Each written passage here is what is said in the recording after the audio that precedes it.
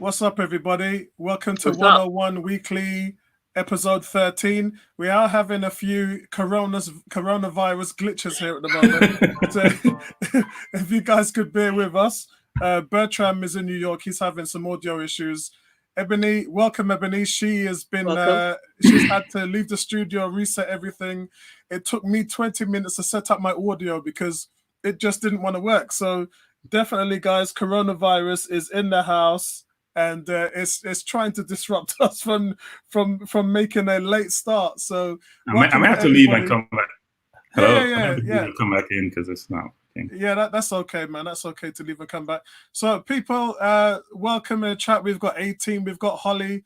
How you doing, everybody? How you doing, everybody out there in the forums and the chat room? And we've got quite a few things coming up. Quite a bit of show. We are supposed to have. It's the first to like. Holly's saying it's the first to like. It's quite a bit of a packed show, and then not at the same time. But I just want to welcome everybody and hope you guys are doing really well outside of the coronavirus and all the changes in the world that's happening right now. I also want to wish everybody, all the ladies, happy Mother's Day today. I've spent the time doing, trying to be there for my wife. I haven't even called my mum yet, so I'm guilty. I have to call her as soon as the show finishes. How's your day been so far, Ebony? It's been quite well, actually. Last night I finished a night shift. I'm on night shift again. I'm on a 12-hour shift. So start at 6, finish at 6. So, but where I work, I won't say what company I work for, but where I work, it's pretty quiet. And taking into consideration, I work with members of the public. I have to be, not that I'm not anyway, not that I haven't been, but I have to be on my P's and Q's where basic health and hygiene are concerned. I have to also bear in mind that there are people who are very lackadaisical in their own basic health and hygiene, and I'm quite lucky enough to be somewhere where I can actually deal with people without having to necessarily go out. So yeah. Yeah, and the thing is, I was watching one of Alex from Cannon Fodder TV. He was on the train shooting his last video today, which he did, and he works for the emergency services as well. So Yeah. He had to shoot the video on the train on the way to work, doing what he was doing. And listen, there's a lot. Just big respect to you guys out there that are working for the emergency services, working in the food markets that have to keep us going, and working in the gas stations, working in the surgeries, working in the most important places that there is to everybody that's keeping this world ticking right now and the country. There's a lot of things that are going on. I wrote, if you guys are on my Facebook wall, and if you're friends with me on Facebook, I've written a long article today just about my frustrations with the way that the governments are running the system. So if you're on my Facebook wall, just run over there and have a read, and then let me know what your opinion is, because a lot of the things that are going on, the world is not going to be the same. A lot of changes are going to happen in our lifestyle and the future in the same way that the Second World War changed the world, the Gulf War changed the world, and the Cold War changed the world. I think that this is one of those defining moments that are happening in society now, and things are just not going to be the same as before. The way how we're going to come out of this, the world will no longer be the same. It will be a different world we're going to live in. And so we just have to make that adjustment. So, yes, listen, let's wait. Bertram from New York, he sounds like he's having a bit of problem. So we're just going to kick off everything without him anyway, and then move on. There's a lot of things to go through. And I just want to, again, welcome everybody in the chat. And we wanted to just cover off the news quickly. The Premier League, as everybody probably knows by now, has decided to extend the season. They're going to review it on the 30th of April. And what it looks like they're doing is they're digging their heels in, and they've made the decision that they are going to finish the season, regardless what happens. So, and that way, I think it's good, Ebony, because they can condense next season. They can fit the games in terms of the scheduling in a way that it will work. I think you might see things like the League Cup being disbanded. They probably might keep the FA Cup, and they'll, depending on really what happens. I think it's the same for the Europa and the Champions League and the Europa. I mean, what's your thoughts about that? I'm actually quite glad that they've decided to extend the season rather than scrap it, because it wouldn't have made any sense scrapping it and then adding it onto next season, 2020, 2021. It wouldn't have made any sense. It would have actually meant too many games, too much money for people to potentially spend, because, you know, as fans, you know, we feel compelled that we have to go to these games, even though we probably can't afford it at sometimes. But I'm glad it's extended at least. If it means having to forego, and I'm sorry to say, but the League Cup is, for me, yes, it's a trophy, but it's just like a worthless cup, in my opinion. Different conversation. Then fine. You know, if they need to disband that or get rid of it for one season, fine. But also, if it means having to cram in Champions League, Europe, the Europa League as well, then fine. But it has to be a case of finishing the season, give Liverpool the title because I won it anyway, and then we can actually press on. And as Arsenal fans, we can hopefully see our team progress into the spot where we need to be in, and then go forth from there. But yeah, I'm happy with that. I hear you. And Holly says, you guys make my night. Holly, we're trying, mate. We're here. We're trying to live the life that our parents made us live and put us on this earth to live. And we're just trying to provide entertainment for everybody. I said last week that the news stations and YouTubers and content creators are probably the most important thing in our society right now, because we just got to keep it going. If we think about Hollywood, the TV shows, movies, that whole thing is shut down. So, you know, we just have to keep the ball rolling. Bertram, how are you getting on? Tony, welcome to the chat, man. Welcome to the chat. Having difficulty with the audio, I'm not sure. Yeah, I'm having some problems as well. You know what? This is mad. It took me 20 minutes to sort my audio out to get into the Can't hear you. Maybe you can hear me, but I can't hear you. I can hear you. We can hear you. We can hear you, Bertram. Something is wrong, loud and clear. And Tony, it took me 20 minutes I'm trying to go manual. It's not working. Oh, man. Bertram is really struggling at the moment. Bertram's really struggling. Can you hear me okay? Yeah, I can hear you, Tony. It sounds like you're talking from a tin can, though. But we can hear you okay. Yeah, we can hear you okay, guys. So listen, we were just talking about the Premier League has decided to... You'll have to move away from me, Paul. I can't hear you. I know you're speaking to me, but I can't hear you. So let me try to still work on this. Hopefully I complete this before the end of the broadcast. Okay, yeah, that should be fine. Tony, you can hear me fine though, can't you? I can hear you fine, yeah. Guys, this is why you got to get in 15 minutes before the show starts, and so we can sort all these issues. For 20 minutes. I know. And to be fair, Bertram just said that he got home. He's just arrived and got home. So we are running a little bit back. But we were just talking, Tony, about the FA's decision to review the Premiership on the 30th of April, saying that they are going to finish the season regardless of what happens. So that's really good news. That's fantastic news. And what's your thought on that? Yeah, that's good news, I think. Yeah, it's go on. Sorry, I was just trying to stop my dryer. Yeah, so I mean, you know, I made my my feelings on not cancelling the season clear last week, and yeah, I'm still looking forward to them finding a way. And I do think it's just a matter of logistics. There are certainly loads of things that can be done. You know, logistically, I know, for instance, you know, you can cut some competitions short. You can move dates so that obviously people get a break now and they'd shorten their break later. So yeah, there's lots of things that can be done. Your audio sounds better now, Tony. Audio sounds much better now. Yeah. So I'm looking forward to the season ending. The only thing is, you know, I'm not really sure how it's going to affect each team individually. You know, we seem to have got ourselves into a nice little groove you know, with this disruption in the season, how will it affect the momentum that we were building? So that's such a difficult thing to gauge. And yeah, I'm not really sure if, you know, we can expect, you know, our progress to continue at the same rate that it was going prior to the season being curtailed.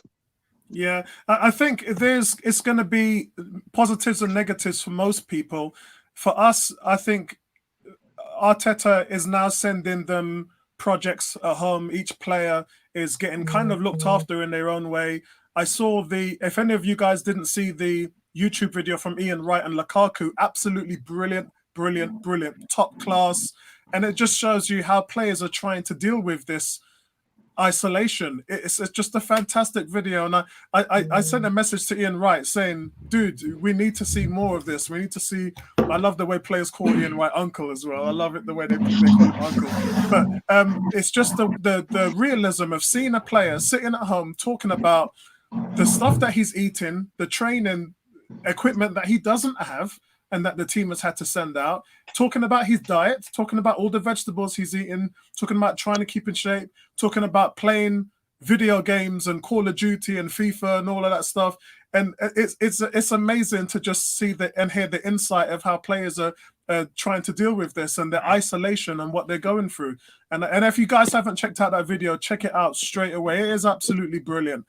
But I think for me, Tony, me and Ebony was just saying that they can get rid of the League Cup straight away because there's not a lot of money in the League Cup. Yes, the sponsorship obviously is going to get pulled, which ain't going to hurt anybody because out of the FA, Premiership and whatever, it's the less earning cup, so no one's going to miss it. I think that's going to facilitate a lot of games that can help with scheduling. And look, the scheduling just means that remember this is the first season that we've had a winter break. You can just get rid of that next season and then just pile everything up as much as you can. Yeah. And I think the FA know that, so it's really good news. Bertram, how are you getting on for sound at the moment? I can hear you out of my right ear, so that's good. Get that out to work. That's what doesn't work. Bertram, what's your thoughts on the adjustment and that it's confirmed now we are going to finish the league? Yeah, the question is it finishing 2020 or 2021?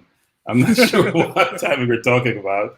No one has. I saw you posed this whole thing about BBC running scenario analysis. Yeah, we're going to talk about that next. Yeah, permutation, and I think it goes back to the whole situation, which is when will we, as society in general, whether it's the PL, the UK, when will we get to a point where we're comfortable socializing, engaging, and be able to participate in activities where human beings have to interact?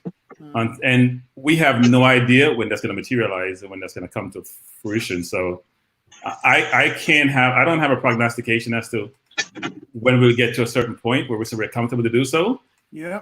I am very pessimistic around when we're going to get to a good place. And we'll talk about different scenarios as to why that's my perspective. But I don't see the season commencing before the fall, frankly.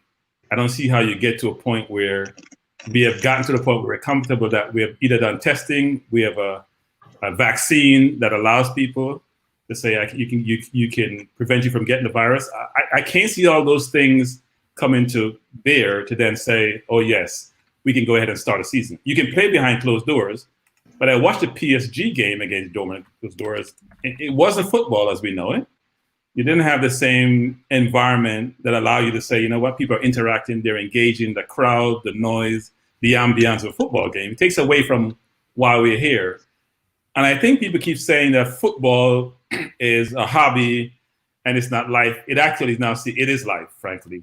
Yeah. I haven't watched TV apart from news since football been off the screen. Sports, I should say sports been off the screen, because then you realize that it's an integral part of your life. It's not just a hobby you do on the side. Is actually embedded in how you live and how you operate and how you engage and how you spend your time. So I am pessimistic about when the season will commence. We can finish the season. The question is, we're going to finish it this year or next year. And then what happens to the calendar for everything else? For the Euros, for the next season PL, for everything, the Champions League, Europa League. It's a mess for now. So Ebony talked about let's just have a quick conversation between us socially to find out what we've actually been doing over the last week in this isolation period. So I'm going to start. Obviously, for me, I'm at home with my wife and my 16-year-old son. My daughter, 18-year-old daughter's in university at the moment, and my 33-year-old son is living in Harrow with his family. But at the moment, we are just trying to accumulate as much as we can in terms of survival mode. We're just trying to make sure that we and our family members, mums and dads, sisters, nieces, and whatever, have enough food, and that we've got enough sanitizing equipment and enough pharmaceuticals to last us for the long haul. And my best experience, as I must say, obviously I'm into the Netflix. I'm trying to catch up on Homeland, and I'm just started to watch the Netflix movie. What's the one with LeBron James's Netflix thing? Self-Made. Yeah, so I watched the first episode of Self-Made last night, which was brilliant, and so I've got to watch that. But the one thing that surprised me going out to all these food stores is Costco's have got an amazing system where everyone's lining up outside for about half an hour, 45 minutes. But when you go in there, it's empty, and people are free to walk around. It's one item per person. So if you want something else, you got to come back tomorrow and do the same thing. But the fact is, there's loads of stuff there. There's eggs, milk, everything that you need. And it's brilliant because it's the best system that works. Some shops are doing 3 items, 4 items, up to 5 items. And the fact that they're only allowing people 1 item, 1 per person, everybody is getting. And it's brilliant. And because there's no queues at the till, because there's hardly any people in there, they're letting them float. It's a brilliant system, and I thoroughly enjoyed it. And I'm probably going to go and visit Costco's tomorrow as well, just to make sure that we're topped up. But for me, it's really just about digging the heels in, keeping your house tidy as well, and just everybody just buttling in and helping each other and helping the family. That's what we're doing. Ebony, what have you been doing the last week? Last week, I've been on night shift primarily, which I'm not a fan of night shift.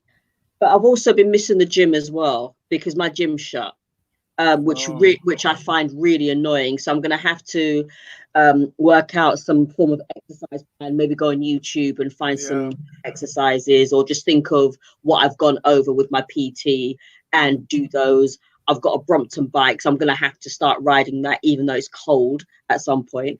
Tony's laughing, but I'm not a fan of riding in the cold, but I need my body's a temple, or I like to think my body's a temple. So, but I mean, if I'm honest, the fact that football hasn't been on is actually given my brain a bit of an ease, because we as fans, we get frustrated. Arsenal frustrates people. Yeah, we're all in a good mental position right now. Mental stability is good. The fact that my mental health has actually not suffered because of Arsenal, and that's not to make light of it. But Arsenal can be quite frustrating at times, especially when we're in a position where we can actually do better and we have a better manager. But what else have I been doing over the week? Just going to work, really, and just doing night shift, and just sorting out, just cleaning my house, and just chilling, really. I've not been doing anything. And posting stuff on social media as well with regards to the whole corona, COVID-19, and the fact that people can be quite selfish. And I'm not talking about the ones who are suffering from mental health issues. I'm talking about the ones who don't have mental health issues and who are exploiting people by buying loads and loads of stuff and or selling stuff at more expensive prices because they feel that they can. Well, they're gonna get clapped now. Yeah, they're gonna get clapped now. Yeah, but that's really about it, really. But from Wednesday, when I'm not doing night shift, I want to start. I want to get back into my fitness again, because I'm missing the gym like mad. So, and the fact that nobody knows when the gyms are going to be open, nobody knows when pubs are going to be open. You know, it's people who are selfish that are going to create or going to force the government's hand at not martial law, because that's completely different, but a complete lockdown. Yeah. And so you know, it's a good job I got a skipping rope, and I'm just gonna have to keep fit that way and walk a bit more than I normally do. But yeah. Tony, how about you? How have you been getting on over the last week? Well, my week has been normal work because I'm a teacher. I've been going to work normal hours, coming home, looking after my son. My major problem has been shopping, although I haven't been desperate to shop because I've never needed to shop in excess, and I keep a reasonable stock of food and provisions. My local greengrocer has been well stocked every time I go, so I don't have a problem with vegetables and fruit, which is the main staple of my diet because I'm vegan. But stuff for my son and hygiene products have been an absolute nightmare to get. Still been trying to get some Calpol. I don't need it, but should my son, you know, have a cold or anything, you know, I just want to have another bottle of Calpol. My biggest issue has been, as I'm a teacher and I leave for work pretty early, as soon as I get home from school, I start shopping, and it's effectively pointless because there's nothing to buy. True.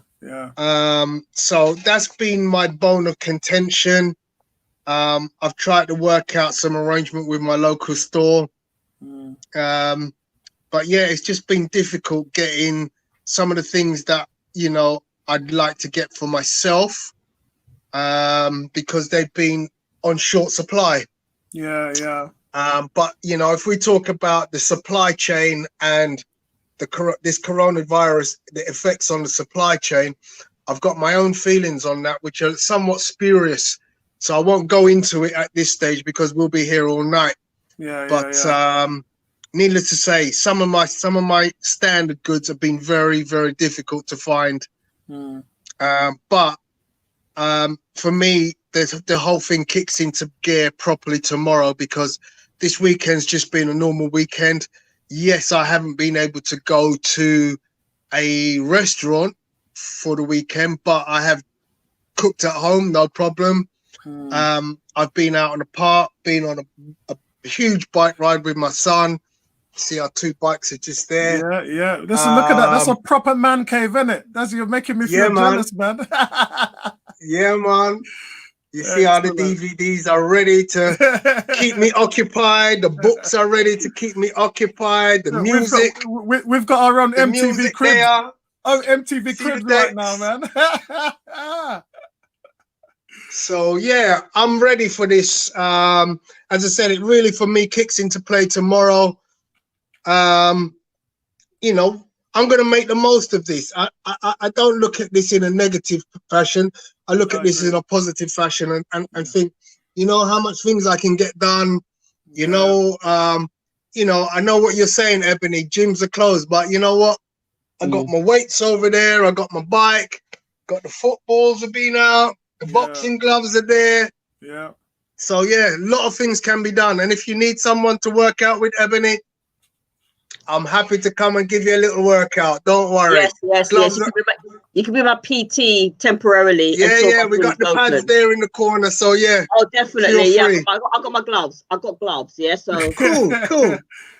Hook me up. Definitely, man. And listen, Ebony, you're North London, aren't you? Northwest London. South. Oh, you're South. Okay. All right. Okay. Cool. I'm in South London too. Okay. Well, when you're ready, because you know, like I said, I can't be out the gym for too much longer. So I've got boxing gloves. So if you're into Muay Thai, yeah. Oh yeah, he's got all that. And I do morning sessions as well. Okay, I like it in the morning because then it's out of the way sets me up for the rest of the day. Nice Cool. one. Bertram, how have you been? Again, you're a teacher. How have you been spending this last week? Well, no, I'm not a teacher. I work in financial services. All right. Okay. I've been home for the last 2 weeks, actually, working from home. Wow. And it's interesting when you manage a team of a lot of people. As a global team, it becomes challenging. I mean, you can do it remotely, so you've already been doing that because you have teams overseas. But it does become challenging. And I also have been at home with.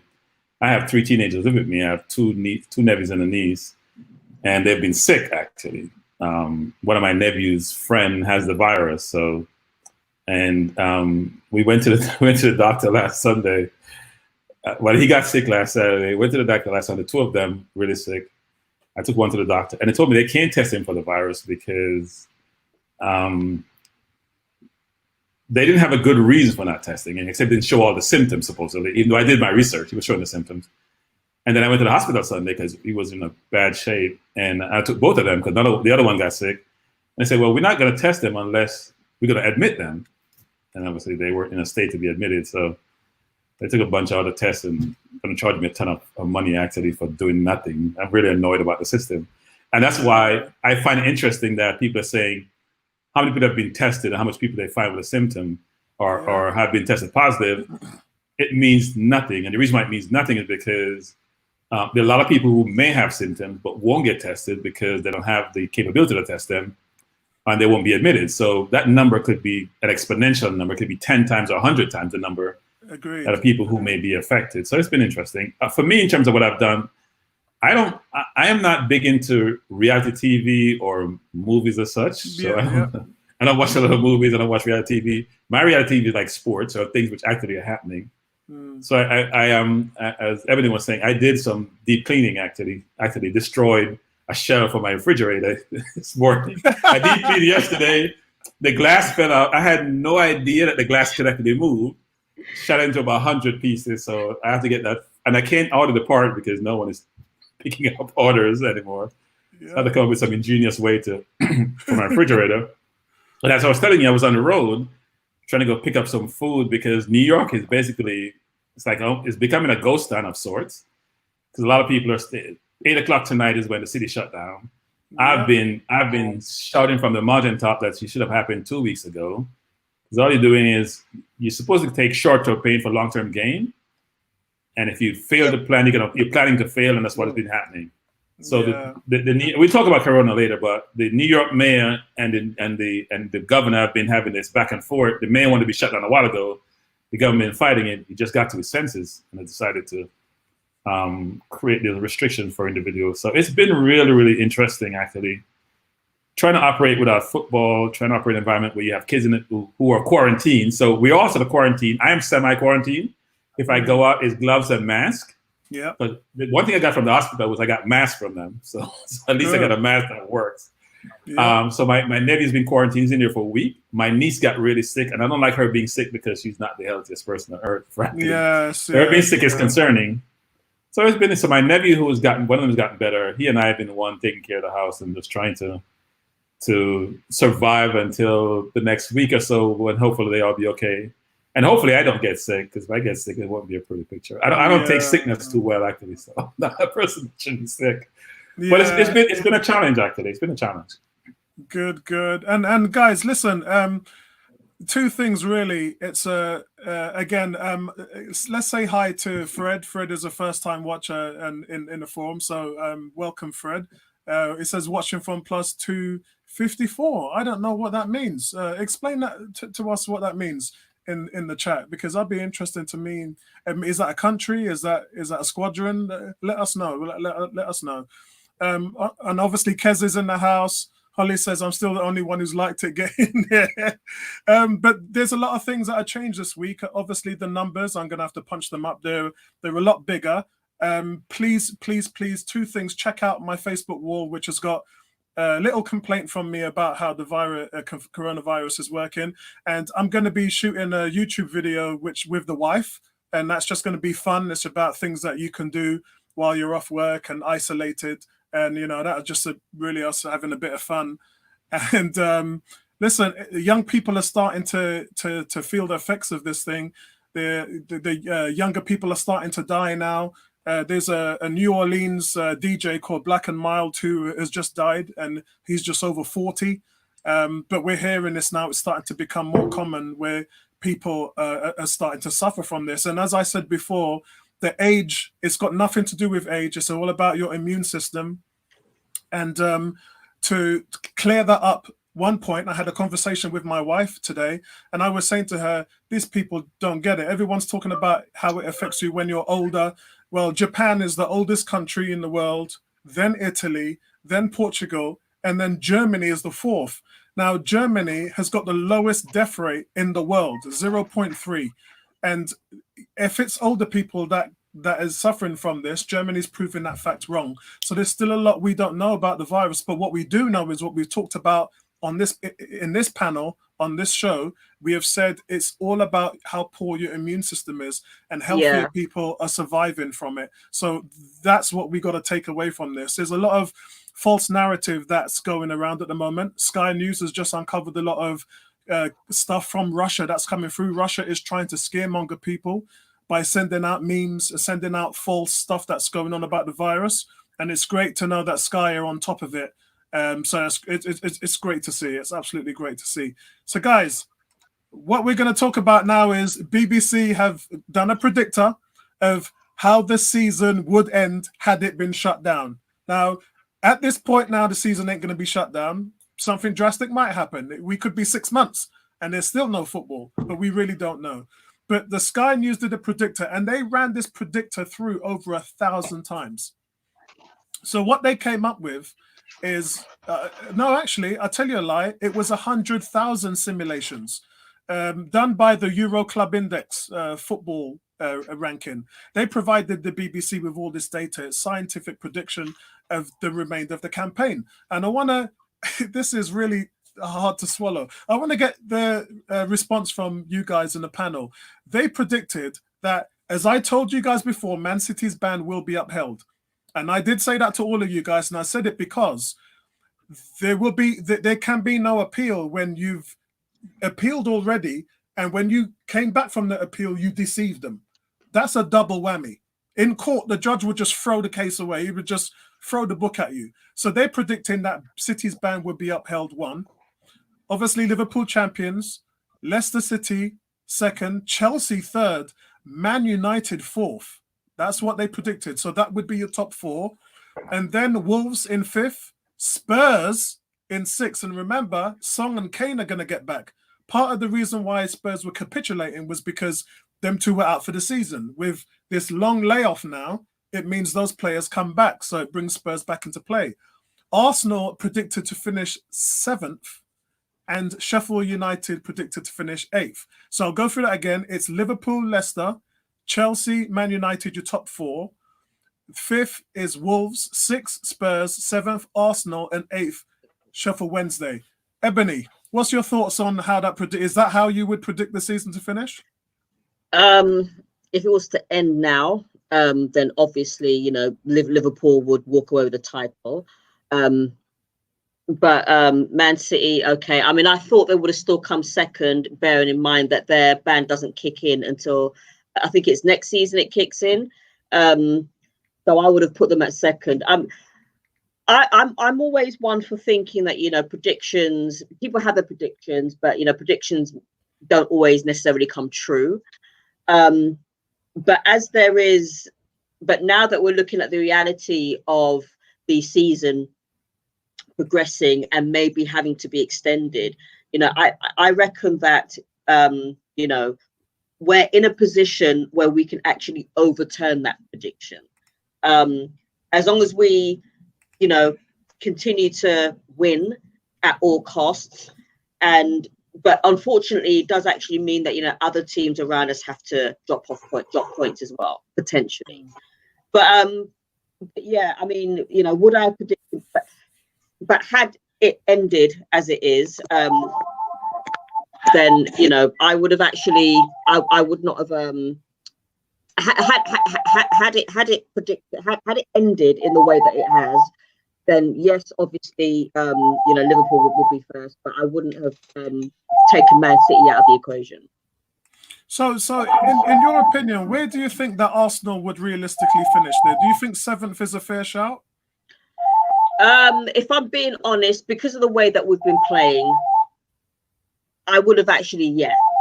I was actually thinking maybe 8th or 9th because of the way that we've been playing, and also, you know, Man United, teams like Man United, they've been winning as well, and other teams around us have been winning, and other teams have been winning around us as well. So I would have actually put us at 9th, but you know, but 7th is better than 9th. 7th is a Europa League place. So, but yeah, I wouldn't have put us that high. But as we're in a position where we're able to finish the season, we could potentially get 5th, and that is a potential. Yeah. And Bertram, what about you? Would you agree with that prediction? Remember, this went through 100,000 simulations for them to get to that point. Do you agree that Arsenal would finish 7th, or where do you think that they would have realistically ended up? Well, thank God the game is played on the field and not in simulations. That's the first thing. and it shows you actually what happens when there's slow news. So you have to create news. We see before where Leicester have won the league. We see before where Leicester was almost regulated and then stayed up and then won the league subsequently. So all these predictions, yeah, it's nice to think about scenario analysis and all that, but we were actually in a good run. I don't think we have lost in the PL since Arteta took over. So I am not into those simulations. My only simulation I'm interested in is one that says Arsenal finished 4th. Rest of the simulations they can keep. I'm not interested in the other simulations about Man U 4th and Chelsea 5th and Tottenham where they fall out. I don't think. Look, it will change when the season restart because it's not starting from where it was, right? Fitness level is going to be different. People coming back, as you said, Kane and Son coming back for Tottenham is going to be different. Composition, people have been injured. We're probably like Rashford, for example. They may come back. So teams may be stronger, actually. Yeah, I think so. Yeah, and well rested as well. Well rested, and people may also get hurt because they haven't trained in the normal speed of playing PL football. So you never know what may happen. But realistically for us, I think 5th is probably best, given the way things are going. I do till Chelsea may falter, but then again, Kante may come back. You know, there's so much scenario and different situations that occur. It's basically say you start from scratch with every team. You're going to do it based on just capabilities, based on desire, based on a manager's influence. What's the criteria using, or all of the above, to assess who's going to finish where? I'm not sure the qualitative factors that one utilizes to determine how a team will perform is into those scenario analysis. It may just be statistical. Now, they may come up with qualitative factors, then how do you quantify those factors? So at the end of the day, my hope is that the one scenario of the 2000 runs at Arsenal 4th is the one that matters, and that's the one I'm looking forward to.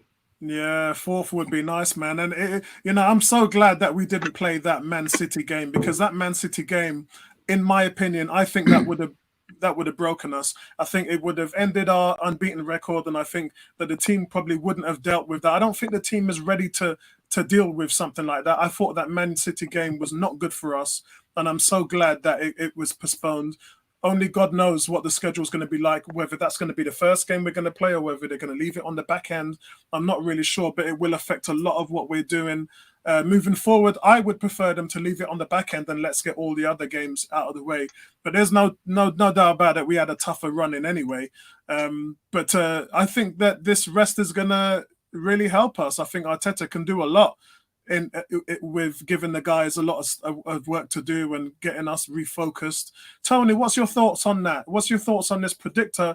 100,000 simulations and we came out 7th. Where would you put us? Would you think that's right, or do you think that's harsh? Well, first thing, when you say the 100,000 predictor, all I can think is Doctor Strange in the Endgame. 14,608,000. How do I know that off by heart? But yeah, I mean, I'm pretty much the same as Bertram. I just think all I'm interested in is Arsenal being as high as possible in that prediction series. It's just subjective. That, I don't know how you work out these criteria. You can think that Spurs will be stronger definitely with Kane and Song back. But yeah, who knows? Who knows?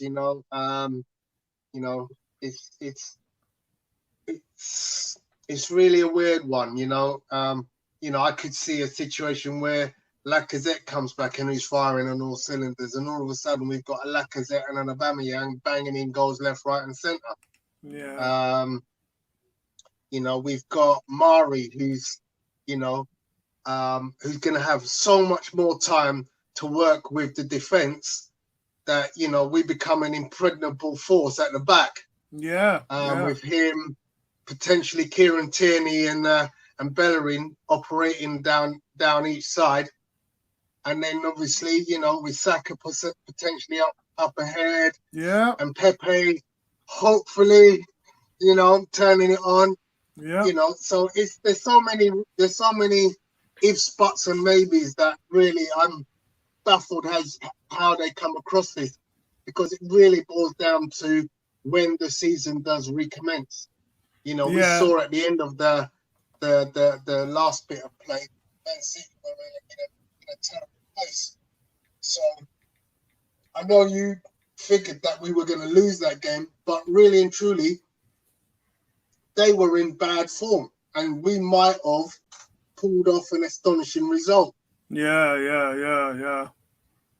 I mean, right now, So in your mind, would you agree with Bertram that we 4-4 or 5th is definitely achievable? Because in those simulations, what I would want to know is how many times did Arsenal finish in the top 4, and how many times did they finish 5th? Out of 100,000 simulations, come on, man, there must have been a situation where we had actually got up in there. So there is a chance. Yeah, there definitely is a chance. Us going up to the Etihad and pulling. Believe there's a chance. Yeah. I'll never give up on Arsenal in that respect. I always think, if we put our best team out and we play up to our very best, we can beat any team. And that includes Liverpool. I mean, I know it sounds crazy, but I honestly believe if all the best players at Arsenal are on the pitch at the same time and they play to their potential, yes, we could beat Liverpool. Yes, and that's my personal feelings. And listen, when was the last time, 2015, 2016, when was the last time we went up to the Etihad and got a result? It was in that day where guess who game planned for the team? Not Wenger. It was Arteta who had the players meeting and game planned, went up to the Etihad, and they won 2-0. And listen, if he can do something like that, obviously, I think he had better players then. But I was going to say, it's Patrick Gazzola patrol in the middle. Who do you have in the middle? Gazzola in the middle. Yeah, and listen, that day Giroud beat up Vincent Kompany, man. He beat him up. He proper battered him up. Listen, if anyone can do it, it's him. I just want to say 18 has said that we, 7th is about right for us. Kez is saying, I say Arsenal finish anything between 10th and 7th, possibly higher, but that's being highly optimistic. I think City will finish 2nd.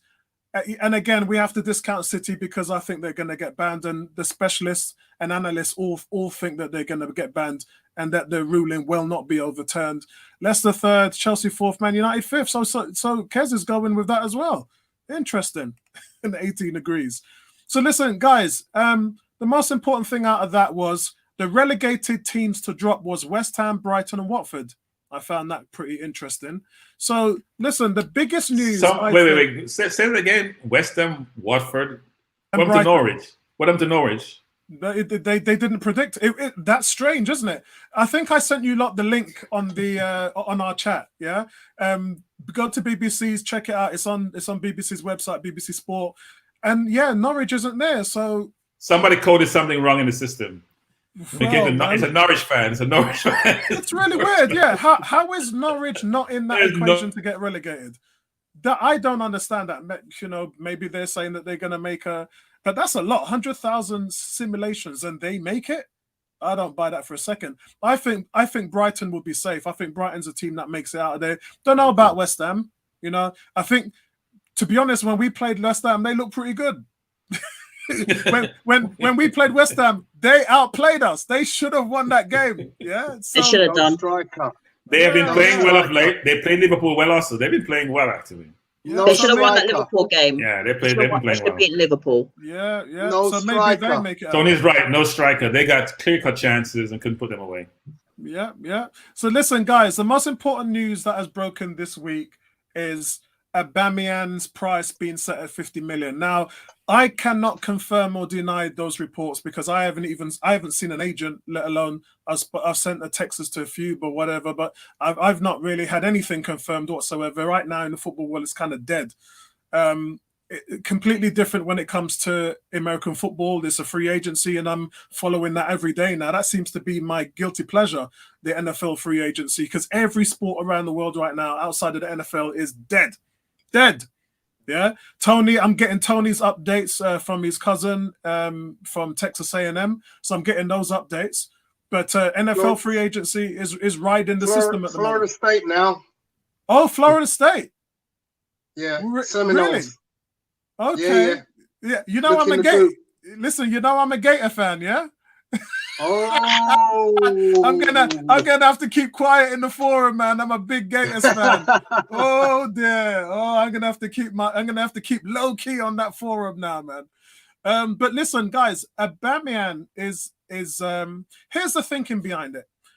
I'm not sure whether you guys watched my YouTube video, the last one I did. What it did is just to talk about it in plain sight. What it says is that we know what happened to De Juru and Alexander Song. They were released by FC Sion in Switzerland, and part of the reason why they was released is because you're going to be going beyond your contract, which means that the team you've got no rights really. There's nothing put in place contractually to say that you should be with the team or you're not with the team or anything like that. Once that date goes, and believe me, they'll be beyond that date. That's the reason why teams can go to players and say, right, we demand you take a pay drop. And if the player says, no, I'm not going to take a pay cut, then they can, what we're seeing now is teams releasing those players. And although it's only FC Sion, as I said in the video, we're going to see that start to play out now. Teams are going to be like, well, we can do that? Yeah, you can, because there's no contract outside of the end of May to say that player should be paid what you've agreed to. That agreement to pay the player, the date would have gone. So as a team can now come back to the player and say, look, if you want to stay here, you're going to have to take a pay cut. And the reason for the pay cut, guys, is because they are no longer taking money at the gates. They're not taking money for concessions. We know Arsenal take 3.5 million at the gate. We know they make more money with the pies and the concessions and the drink and the booze and whatever. But if they play without fans, all that money is gone. Yeah. So right now, teams are going to be struggling to pay those salaries. It's gonna be a complete and utter logistical mess. So this is what led these reports to come out and say Arsenal, which made losses last year, are going to be facing more losses in the coming year.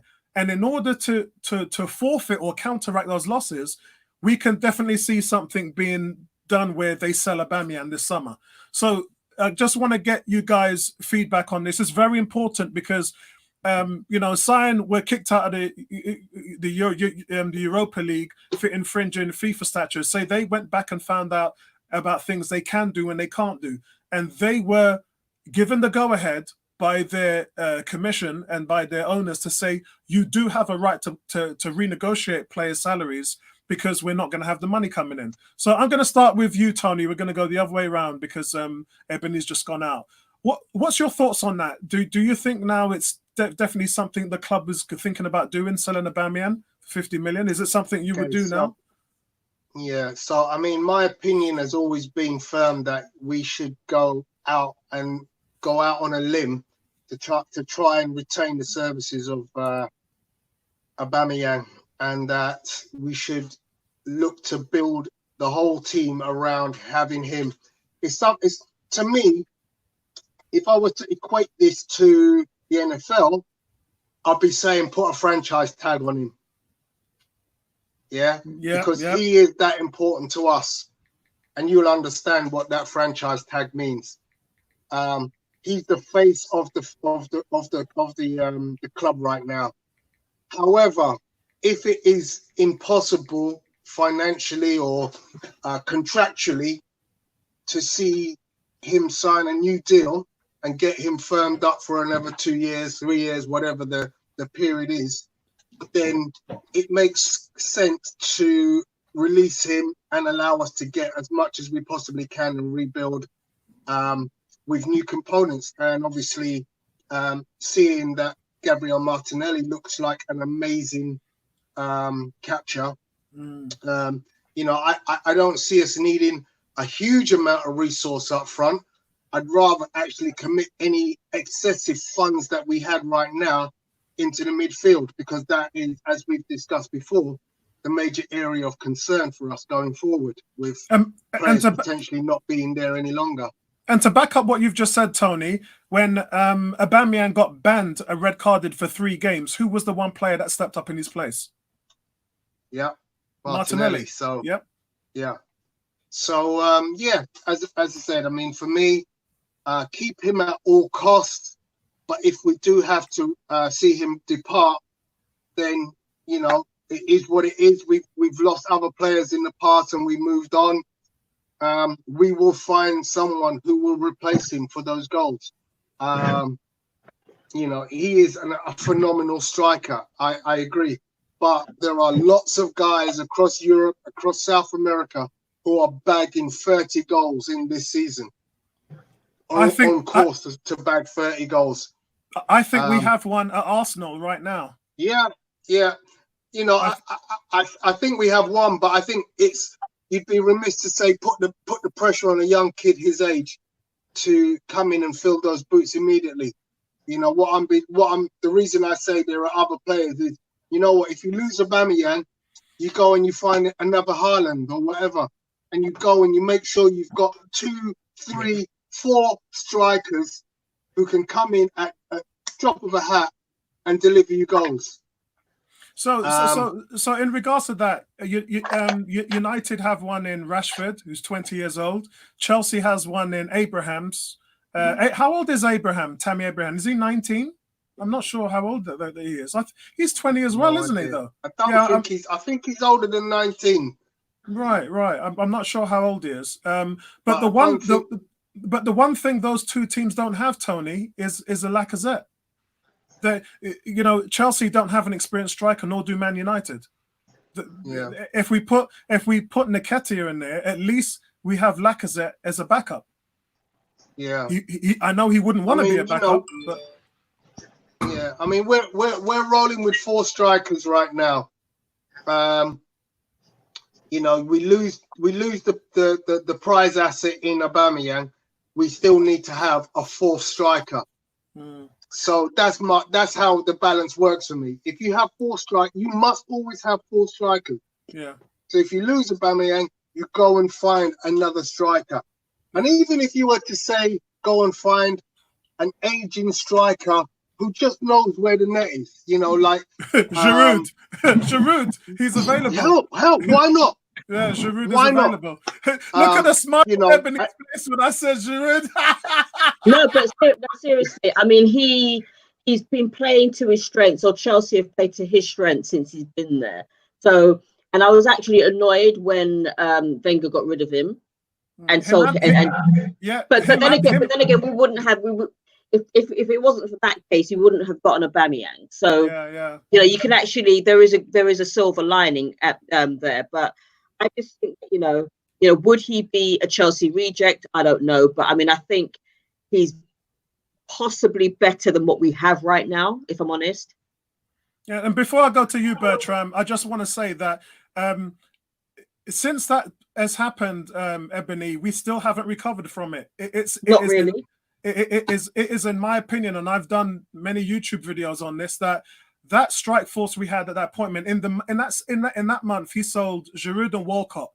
Yeah, and you know that Wenger setup where we had Walcott. What was it again? Sanchez got 31 goals. Walcott got 19. Giroud got 16. Ozil got 12. That's 65 goals. This unit we've got now ain't doing that. Yeah, they weren't doing it when Mkhitaryan or Ramsey or any of them. At no point since that Giroud, Sanchez, Walcott, Ozil combination, we have never been that productive up front. Never. No, I mean, you know, what you've got to remember is that Wenger was a manager, and as much as I will always be grateful to him, he was a manager that never replaced what he got rid of. Okay, I mean, we could argue about Aubameyang, we could argue about Lacazette, the fact that Lacazette, if Atletico Madrid didn't have that ban, we wouldn't have got him. We could argue about, and we're lucky to have got him. We could argue about that, but by and large, Wenger did not replace a lot of players that he got rid of, which is why we were, and well, not now, but we were going backwards under Wenger. Yeah. Bertram, again, Aubameyang price set at 50 million. It's important to understand that the business of football is changing, because I don't want it. Every time we've talked about Aubameyang before, we've always attuned it to just the team and him not signing the deal. He's been offered 2 deals, and it's only been about that. This is about something else now, Bertram. This is about that the game and the money in the game is going to be less. That's where we are right now. Arsenal are going to be in another year of deficit and losses. So this conversation coming up now actually is more tangible. I can see a situation where he definitely is sold to recuperate some losses. What's your feelings on that, Bertram? So those who fail to learn from history are doomed to repeat mistakes, right? You have to. We lost Sanchez, we lost Ozil, literally and figuratively. We lost both after the stellar season they had, because we didn't realize that we needed to sell those players because they didn't want to sign contracts. Ozil held us to ransom, and we overpaid him, and we're paying for that, and we'll pay for it until he leaves the club. Sanchez left, and we got Mkhitaryan back, which wasn't an upgrade, which wasn't even equal, and he also didn't perform well for Man U. I don't see well why. Now, though. Well, actually, no. Well, relatively. Sorry, I'm talking about Mkhitaryan. Sorry, I'm talking about Mkhitaryan. Yeah, but he's in the Italian league, and it seems like everyone who goes to the Italian league seems to do really well. I'm not sure why. Again, this was supposed to be a defensive league. What's a point for another story? But at the end of the day, I don't see why anyone could say we should sell someone who's plus 30, regardless of their output, if he doesn't want to sign a contract. It's beyond me as to why you want to go back and repeat history, which makes no sense to me. Yes, he's a goal scorer. I think Lacazette has underachieved significantly. Coming from the French league with scoring goal as well, and he's performed just like Pepe has. And that's part of our problem. Those 2 players who we've paid over $120 million pounds for have not produced in accordance with their price tag. And that has impeded us significantly. We talked about Giroud, Walcott, Sanchez, Ozil, all scoring a lot of goals in a competitive league when Man City was doing really well. And we don't have the production from our wings. Think about it. Aubameyang, think about him being inside or outside, scores a lot of goals from outside, but like I said, isn't scoring. Pepe isn't scoring. Ozil has gone missing. So we keep beating our defense up and say our defense is atrocious and poor, but we're no different up front. And our midfield is average. That's what the team is struggling with. People didn't like Walcott. I think Walcott didn't learn how to play football, frankly, on a more running bit, but he put the ball in the net. Exactly. Similar thing to what Aubameyang does. Aubameyang is a poor hold-up player. He cannot be that man to save his life, but he puts the ball in the net. And he gets all the laudatory comments about how great he is. Theo didn't get those comments because people said Theo underachieved. Yes, he was a 16-year-old phenom. But what he learned to do was put the ball in the net. And if you watch all this, he scored over 100 goals as a winger. And people don't seem to realize a winger scoring over 100 goals is phenomenal in any league at any point in time. Totally He agree. wasn't playing center forward. He's playing wing. Yes, he didn't have the skills. Yes, sometimes his crosses went astray, but he put the ball in the net. But it's not about a Theo discussion. It's more about, for Aubameyang, I think you have to sell him. The team has to be replenished. We need the funds to replenish the team. Our midfield, which is our center of where we are, is our belly, is weak. It's the weak part of our game. The other players will play well. Our defense will be better if we play better defensively in the midfield. Our forwards will be better if they get better balls where they can score. What we don't do is create chances. I'm not sure people realize that. We don't create chances. We, as a team, as Arsenal, we had an abundance of chances. We would score a lot of goals, but we have missed 10, 15 in a given game, frankly. And we're happy because, we create chances, score goals. We're not creating chances. And so that's what Aubameyang, to me, is a no-brainer if he doesn't want to sign. And why should he sign? Also, think about it this way. Why would any team like Barcelona pay 50 million for Aubameyang, but he can get him in 5 months for free? Yes, yeah. I just think I just think that, you know, I tend not to believe stuff until I actually see it on Arsenal.com. Not even on Sky, Arsenal.com. That's my main source where Arsenal is concerned. I think what needs to be remembered is that, you know, without his goals, where would we be? No, he's not the best baller in the world, but he's more of a fox in the box than anything. And without that goal scoring prowess, we'd be lower than 9th right now. Oh, easily. So here, guys, here's my point on this. I don't agree with that sentiment. Like, we almost act as if it's only 10 people going to be on the field. We're only going to have 10 players. So if Martinelli played where Aubameyang played, we don't think he would score goals. He may not score as many goals, but he'd be a better player, better rounded player, better defensively. He's much more rounded player than Aubameyang by far. So don't disagree that Aubameyang is a great goal scorer. That we cannot dispute. Yeah, but we can't act as if it's only 10 players playing versus 11. I mean, that's the case that Tony was making. Tony was saying that, you know, when I said to Tony, what happened when Aubameyang got a red card and he missed 3 games? And, you know, Tony's answer was Martinelli went there and started scoring. Who is the one player who hasn't played a lot of minutes in the last 5 games? Martinelli. Martinelli's barely played. Yeah, I mean, if Aubameyang was to go, which wouldn't surprise me, I do not want to see him go to a rival. And by rivals, I'm not just talking about in the Premier League, but we have rivals across Europe as well, whether people like it or not.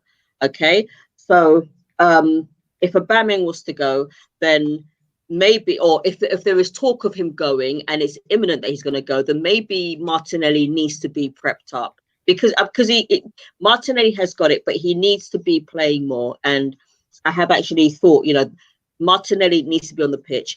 He needs to stop being a sub. He needs to start games now, because if we want to press on and go forward, that's who we need to be. That's who needs to be on the pitch. I've been saying that all season, which is he should have been the first name on the team sheet, just based on performance. If you look at preseason, and Nketiah and Martinelli were playing exceptional in the preseason.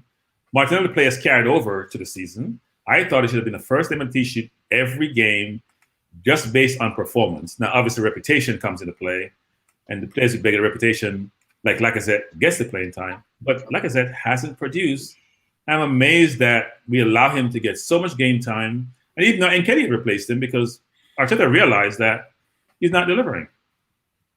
Yeah, and listen, Kez is saying 50 million versus Aubameyang's goals. I don't think 50 million is getting us his goals.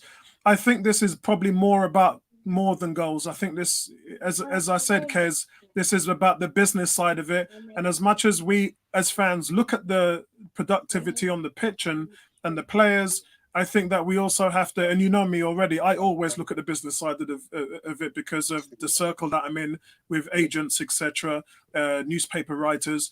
I always look at that side because that's the side, it's the ugly side, and it's a side that not only do fans really want to know about, is that they just don't care about it because that is not entertainment. Fans care about the entertainment aspect of football.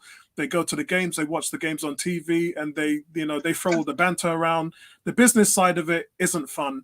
And this conversation that we're having is not a fun conversation because we're talking about the downturn, recession is looming, players are going to be out of contracts. You know, Alex Song and De Juru just got released from their teams because they did not take pay cuts in order to help them when the dividends comes around for the costs and losses they're making. And as 18 has just said, Arsenal have to make that money back with their losses. They lost 27 million last year. It's probably going to be more that they're going to lose in the coming financial year. Selling Aubameyang would go a long way in capping that off. But listen, I mean, this is just us talking and giving our opinions. Kes says as well is if we didn't have, we would find a way to score. Yes, exactly what Bertram and Tony are saying. We would find a way to score. And look, guys, you heard me big up my boy Nketiah all the time. When you've got Pepe on the right and Saka on the left, both men can get double-digit assists per year. That's a striker's dream. That's a you know that both of those guys are going to beat players on the flanks and get the ball in the box. As a striker, that's going to make you work twice as hard. It really is. And I think that all these players you're looking around, strikers in world, I mean, right now, strikers is in short supply. We've got Eddie Nketiah, who, by the way, is averaging nearly a goal every 2 games. I talked about his statistics in one of my videos. Played 29, yeah, scored 70. This guy is averaging nearly a goal every 2 games, and that's in his setup where he is now. He ain't played a lot of football at this level. Play him more, and you'll find more production from him. Trust me, really, really trust where this guy's going. Bertram, are you with us? Sorry. Yeah, go on. You're going. I can hear you now. And Martinelli on one wing, Saka on the next wing, and Nketiah in the middle. That's a very dynamic front four. They work hard. They're skillful. They can score goals. We have Lazy playing at number 10, and you know what I mean by lazy. It's not doing it for me. Pepe in the middle creates havoc. He's dribbling past people. He's creating mismatches, creating one-on-one. He's a very subtle passer like Ozil is. It's a much more dynamic team. I'm flabbergasted that I still can't see Arteta realizing that he cannot have Ozil in the middle of the park. I don't care how much touches he has. Yeah. I don't care how well he keeps the ball. You need to create mismatches. You need to create dynamism across the front line. You need to get by people. We don't get by anyone, actually. Aubameyang cannot beat anyone. Ozil cannot beat anyone, right? Well, that's the thing. Our wingers can. Pepe and Saka can. Right, but I'm saying Aubameyang is starting, right? We're not playing Pepe and Saka in the wing. We're playing Saka in the left back. Aubameyang is starting. So Aubameyang and Lacazette cannot beat anyone. Nor Ozil. You have 3 players who cannot create mismatches. Yeah. And that creates problems for your team because the defense can play even, right? They don't have to take risks. They just play their positions. They don't have to double team. It's any other sport, basketball, football, anything it is, you double team, you create mismatches. You're not doing that here. So guys, just a quick vote now. So keep Aubameyang or sell him. I say sell him. If he doesn't want to sign, if it's true that he doesn't want to sign, sell him, make money now, rather than let him off for free and then we have this regret. Oh, we should have sold him when we had 6 months or whatever. Sell him. I agree with Ebony. I would sell him. He doesn't want to sign. He's been offered 2 contracts. There's talk about him going to Inter, which I've heard from an agent. It's definitely going around the circuit that teams are talking to him at the moment now. I don't think he'll sign this summer, and I think that he's gonna run out his contract. That's just the way he is at the moment. It's his last contract he's going to sign. The man wants to get paid. You know, he's one of the top strikers in the world. None of the big teams want him. He isn't going to go to a team that's going to really be an upgrade on Arsenal, if I'm honest. I say you cash in. Understanding where we are on the business side of it, I think that you cover your deficits and then you take that money you're making on these new commercial financial deals with Emirates, with Adidas, which is, again, guys, is 160, 180 million. And I think that you go in and you reinvest that into young talent who's able to be more dynamic. Because remember, as good a striker as Aubameyang is, he's useless outside the penalty area. You know, and if it's a fox in the box you want, Nketiah can do that for you. And I just think you can improve other areas in the team if you're wise with your money, right? Bertram and Tony? I agree with that sentiment. Tony? Yeah, I'm going to go with it exactly as you just said. You know, if he doesn't want to sign, you get the money and you put your money where it can be used more advantageously for the whole team setup. And as I said, you know, we're not short of strikers, but we are definitely short of midfielders. Yeah, definitely. So, guys, listen, we're going to move on to these are fun topics now.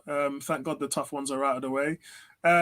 There's news that broke this week that Bellerin has come out. And again, this is in the face of he's talking to Aubameyang all the time. These players who play for Arsenal, they kind of get the feeling from their players whether they want to stay or go. For Bellerin to come out and say this, he's obviously thinking Aubameyang's not going to be here in the summer. So he's come out and said, and I'll quote, "For me, I have been speaking to Arteta for a few months now, and he's telling me that I could be one of the people that could represent the team as a captain. I'm really happy with that because I'm someone who's been here a long time and I know how the club is run. I definitely want to be captain. What do you make of that, Ebony? Okay. I'm pessimistic in the sense that I'm not believing anything until I see it on Arsenal.com. Okay, as with regards to Aubameyang leaving. However, I think give him a chance. I know fans think that he is not captain material, but give him a chance. Let him show his worth. I think he's captained the team before. I can't remember if we won or drew, but nonetheless, for him to have worn the captain's armband, it means that the manager has some kind of faith in him, and he believes that Spanish. He believes that Bellerin has leadership qualities, and you don't get the captain's band that well at Arsenal you do, but I like to think that somebody has that leadership quality and has the potential to, or that not just leadership qualities but also influential qualities as well, in order to honor wearing the captain's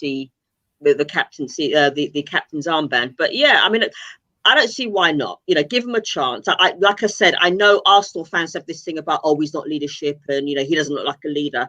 How do you know? We're not at the training ground where they're talking to each other. So we don't know. We only see what goes on the pitch. And sometimes you do look at people who wear the captain's band, you think they're not talking, they're not doing anything, they're not actually showing any leadership qualities. I think give them a chance, personally. Yeah, and guys in the chat as well, let us know what you think about that. 18 is saying Bellerin would be a terrible captain. For me, David Luiz is the only choice. I totally agree with that, bro. I totally agree. We're going to talk about David Luiz later after this as well. Bertrand, what's your thoughts on that? Look, I agree with that statement about Bellerin being David Luiz being the captain. It's the only person I thought about when you think about the Arsenal team, the setup, the engagement of the team, how you talk and position people on the field, who represents the club in that way. It is David Luiz. I think Bellerin could be the captain of the fashion team. I think that would work really well. I just don't see him being captain of the Arsenal team. He has to worry about being part of the first team. I don't even see him as part of the first team because I think we brought a kid from Southampton in, not a kid, an older player, and you see Tierney coming back on the left. I don't necessarily see, that's why they probably bought a cover, a person who can play both left and right, because Bellerin hasn't recovered from his knee injury. No, he hasn't. He's basically a shell of himself. He's like Holding. Neither one of them have recovered. ACL injury takes a while to recover from. It can be career-threatening, but I just don't see Bellerin. Not that he doesn't have the capability in terms of how he engages, but at the current moment, I see David Luiz as the only captain. I don't see Aubameyang as the captain either. I think they probably gave it to appease him. They tried also the method to convince Aubameyang to stay, give him the captaincy, show him with praise, laud him, make him feel like he's Arsenal through and through. And he says the right thing, except signing the contract, which tells you everything. I know we're not back to Aubameyang, but better than the captain, I don't see that at the current moment now. And Tony, what's your thoughts on that? Listen, I agree with the sentiment.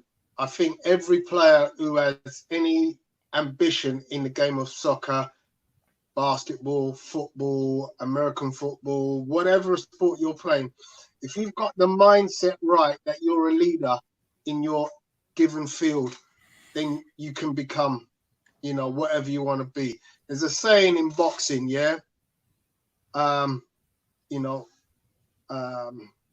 believe it and it can happen. Some of the greatest fighters out there, were told you'll never make it, you'll never be anything, and they've ascended to become multiple world champions. If the guy says I want to be captain and I can feel some synergy with the manager, say what you like. If this was Ainsley Maitland-Niles and he said it, I'd say to him, great, say what you like, say how you feel. If you feel captaincy is in you, great. He's had it before. He had it in the junior levels. He's had it in the senior levels. He was recently captain and scored a captain's goal against Chelsea away.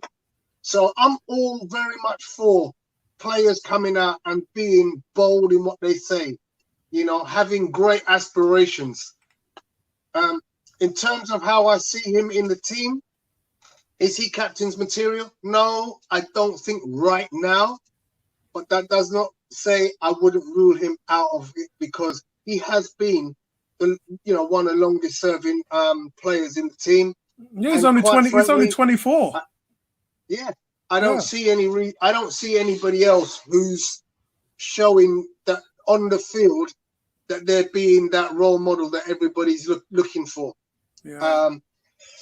David Luiz, for me, I think he's one of them many players that I think we could ship out and go,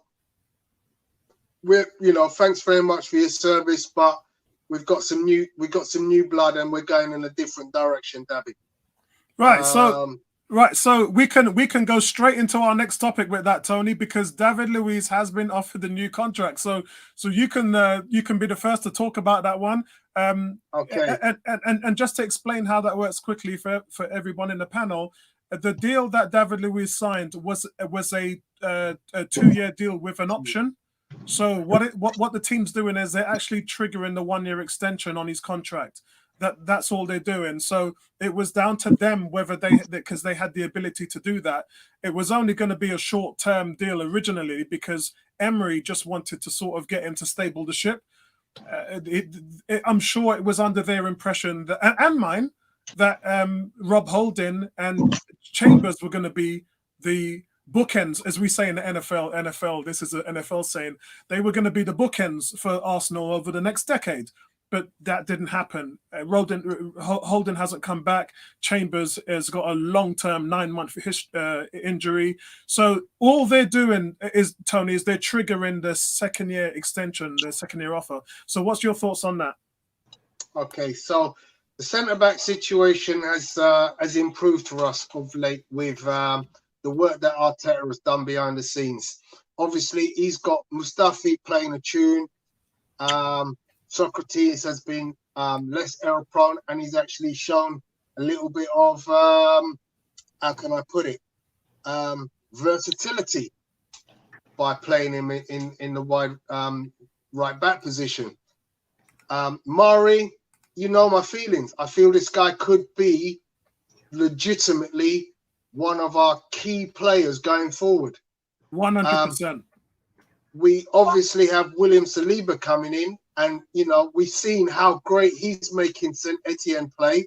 They're now in the French Cup final, first time in absolute ages. And, the kid just looks phenomenal every time I watch him. So if we go, to the start of next season and we consider our personnel, Holding, Chambers, Saliba and Mari, that's 4 players, 4 centre-backs. Then Mustafi, Socrates, and Luiz would be the next 3 in the pecking order potentially. Yeah, or we could add what would be an 8th player if we go out, and I still see us getting linked with all kind of centre back. But let's just say, for argument's sake, we have a total clearer and we brought in Upamecano. Yeah. So that would be saying that we got rid of Mustafi, we got rid of Socrates, and we got rid of, say, Chambers. We'd still have a decent crop of centre backs, and if you get it right, there's really good reason to feel confident about our defence going forward. Tierney on one side, Bellerin on the other side, Soros in Cedric in any of those 2 positions. Saka can play left back. We've got some great options going forward. So Luiz, for me, is a nice to have. Yeah, he's a set of older shoulders who can perhaps help with other players developing their game, particularly Rob Holding, particularly someone like Saliba, because we, don't forget, he's still young. you know, and he's going to be coming from a league which is far less physical. So I wouldn't expect him to be thrown into the wolves straight away. So I do understand the contract offer. However, I would certainly not see him being at Arsenal for more than another season or two. Yeah, because there's the most important thing is this what Arteta wants? Now, what's his name? The new guy, Josh Challies. He's the new writer at Standard Football London. He's come out and said that Mikel Arteta's warned William Saliba that he still needs to improve further to solve Arsenal's defensive issues. In other words, you know, you when you come back this summer, you need to bring your A game because you're not going to be promised a spot. Now, the rumblings I've heard previously from agents was that Arteta wants next year his defensive pairing to be Upamecano and Saliba. So all the stuff that we're seeing now, where are we going to land? Where are the chips going to land? That's the most important thing. Even 18 is saying 18's for me next season will be, he says, Selena. It's Saliba and Upamecano, you know, but that would be a young, dynamic centre back, and not just dynamic, strong. I'm talking about, remember Sol Campbell? I talked about Christopher Samba, you know, how people would just, that's what I'm saying, people that would just bully you, beat you up. Forwards will run into the box knowing they're going to get battered. Yeah, that's what that pairing will do. At the moment, I don't see this pairing doing that. But where are we going to go? Arteta, I really trust in Arteta to know what he's doing. He's got a business plan. He put the plan on the table. We're going to see it come to fruition. I just hope that the centre-back pairing is the linchpin, the bookends of those plans. Bertram, what do you think about why would Luis? Why would Upamecano want to come to Arsenal? He's playing Champions League football. They're predicting that we're going to finish 7th next year. Why would he want to come to us? We have no money. Yeah, totally agree. We had a loss last year in terms of profitability, or a loss, not profitability. Why would he want to come to us? That makes no sense to me. We have 8 centre backs, by the way.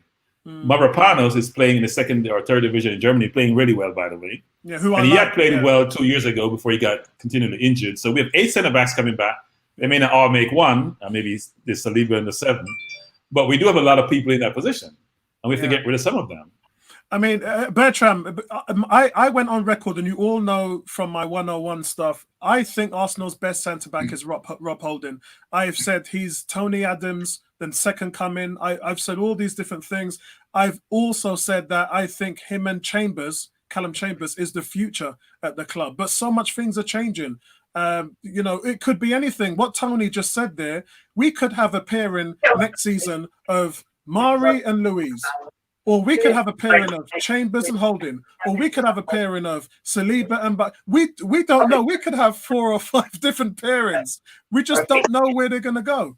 Go on, Bertram. Yeah, look, I do think there's a lot of feedback in the background. Actually, I do think that there's a lot of iterations that one can come up with in terms of who plays with who. I think Mavropanos is going to challenge next year. I liked him when I saw him 2 years ago. Yeah, me too. Mislintat liked him, so I like him if Mislintat liked him. And I do think that he will compete. But the problem you have is, if everyone stays healthy, it'd be healthy competition next year in terms of who are the 2 who will nail down those positions. But I see David Luiz as a center midfielder, frankly. I think we get nothing offensively from a center midfielder, nothing. He can make a 40-yard pass on a dime to a forward to score goals. He should have those defensive qualities to play in that position. So I'm not sure why we're getting a lot of feedback. Yeah, I tried to. I was coming from Ebony's mic. I tried to shut it down because we're getting some. Oh, okay. It's gone now. Yeah. So I don't know why the view is that David has to play center back. He doesn't, right? Yeah. I mean, what's your thoughts on that, Ebony? Ebony, we're still getting some noise from your mic. Okay, I'll talk quickly. Louise, yes, he has a mistake in him or two, but I think sometimes you need that older player with the experience to stay back. in order to, as was said, in order to for the younger players to actually get to learn from. I think if he was to go, then that'll be a problem, because then you can't rely on youth, and that's been proven time and time again. Okay, so you need to have that experience, which the younger players can feed off. Would he be a better midfielder? Tony Adams, that's what I'm saying. You know, yeah. Tony Adams was only 17 when he was club captain. Yeah. So so I just think maybe that if he stays, then yes, people can learn from him. But would he be a better defensive midfielder? Possibly. I mean, he played there for Chelsea, so under Conte. So maybe that's for the future. But right now, we need all the experience that we can get. Okay, so let's go around the panel first, starting with you. Who would your starting pairing be next season? What would your dream starting pairing be? Yeah, Chambers and Holding. Yeah, I think, knowing what I know now, and I think those are the linchpins of Arsenal. I definitely would give that a shout. Although I like Mari, and I like what Luiz is doing in this system.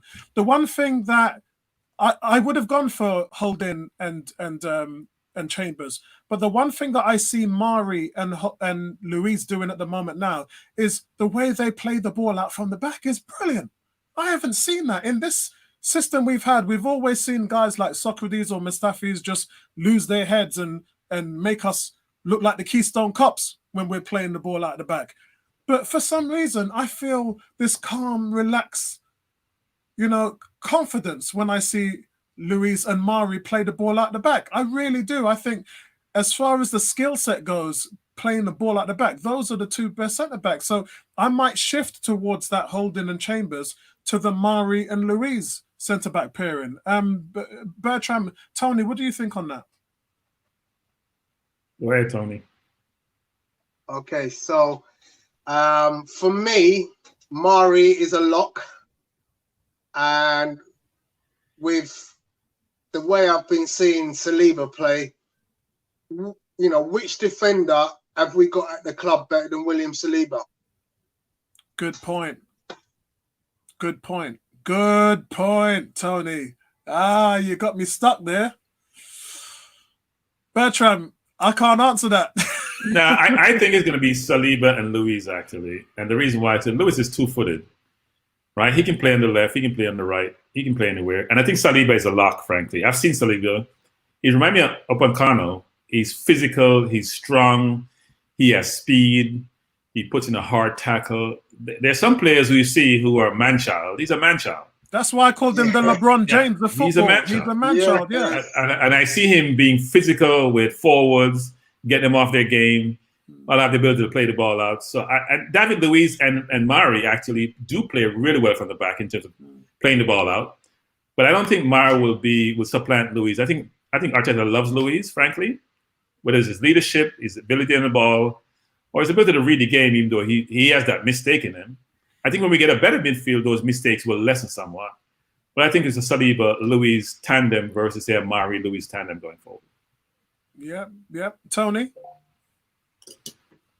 I don't mind. I know, Saliba and Mari. Saliba and Mari, yeah. I think. I mean, the reason I picked Mari over Luiz is also that he's a natural left footer, so he just gives great balance. Yeah. Right foot, left footer. Yeah.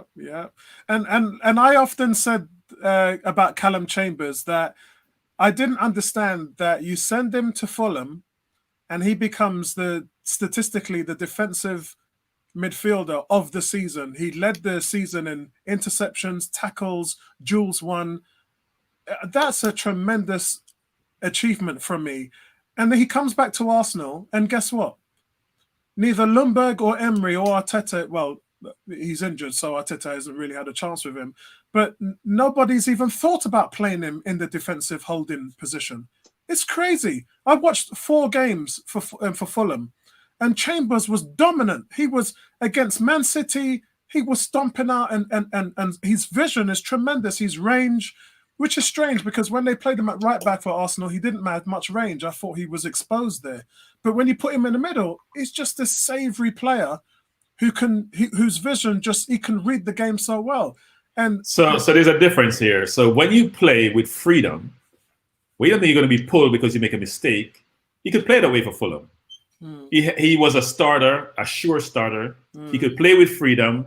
A mistake won't get him taken off the field. When at Arsenal, he's always playing with this trepidation of, I can't make a mistake. I say get replaced. I have competition. At Fulham, he is much freer. I do agree with you. I watch a number of Fulham games because I watch Arsenal ex-players or Arsenal players, whether it's Theo at Everton or him at Fulham. He played even with skill. Forget about him just playing the ball out. He was flicking balls left, right, and center, and you watch him thinking, that can't be Chambers. Something is wrong here. But because he had freedom to take risks. You have no freedom to take risk at Arsenal.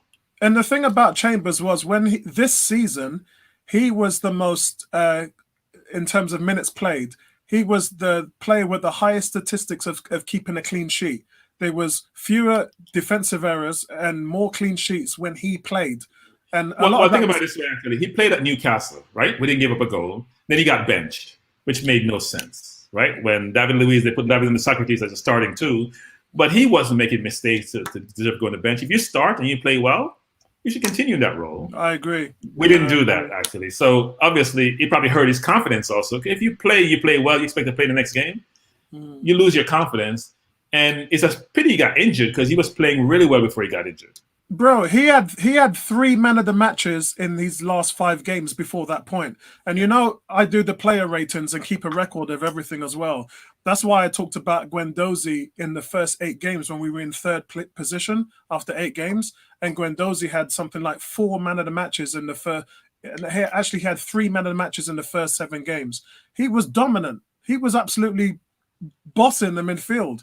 And just that little thing that can happen can knock a player's confidence. And we've seen he's been in the doghouse with Maitland-Niles because they've been turning up to practice late and things like that. That's just a young man thing. That's just someone who's irresponsible and needs to mature in that setup. So we've been seeing a lot of that lately. But with Arteta, the bar is set high. Yeah. And these players, especially the young ones, are going to have to elevate themselves to a different level. And so listen, guys, we're on to our last subject now, which is Emery. And it's really not a subject. It's really just a moan from me anyway, because all this guy has done since he's left Arsenal is complain. And he reminds me of one of them guys in the school playground who used to always mess up and point fingers at everybody else. We all know who those guys are. We used to play football in the playground, and even our school football team, we used to have that one guy who was making a mistake, and he was the one that was shouting at everybody, making it sound like it was your fault. Yeah. And that's, to me, what Emery's doing. Emery, again, moaning. This time, I believe he was moaning about the team not keeping Aaron Ramsey for his failure. But hold on, Aaron Ramsey was on your team when you failed. So how are you going to blame them for not keeping Aaron Ramsey for this season when, again, your team was in 3rd place after 8 games? What is going on with this Emery thing now, man? Why can't this guy just leave it alone? Well, look, I think, if you're in 3rd place with 3 games to go, or 3rd or 4th place, and you have a chance to make Champions League, and you just fell apart, basically, right? We had away games, but you played the wrong team versus Crystal Palace. That's where we lost that 4th place. Then after that was downhill. Then you have regrets, right? You gotta justify. You've been a good coach or manager for all your career, most of your career, apart from you go to PSG and you got to deal with Neymar. So you're going to struggle in terms of trying to get in your head that it may have been you who was the problem. There's one theme there. You're the manager. The buck stops with you. Unlike some person I know that runs this country who says he's not accountable. But if you're the leader of any organization, the buck stops with you. And he just has to get over it. And it's hard to get another job in this environment, right? You failed twice. Yeah. It's hard to get a big job going forward. You have 2 big clubs and you failed twice. You lost a 4-love lead to Barcelona. You lost a 3rd place position with a team where you should have gotten that 3rd place to be Champions League. Where's your next stop? Arsenal was his last chance to prove that he belonged in the upper echelon of managers in Europe. He ain't going to get another gig now. I mean, he's broken as far as job offerings goes. He's not like, okay, look, Ancelotti just took the Everton job. Nobody was going to call him. After Everton, Ancelotti is probably going to retire as a manager. What is he now? 64 or 66? I think he's 64. I think Ancelotti's 64.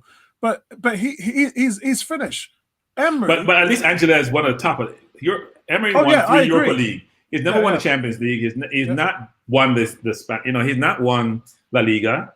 He won with PSG because there's no competition in France. Yeah, the treble. But as we said, he wasn't brought in there to win the treble. He was brought in there to win the Champions League.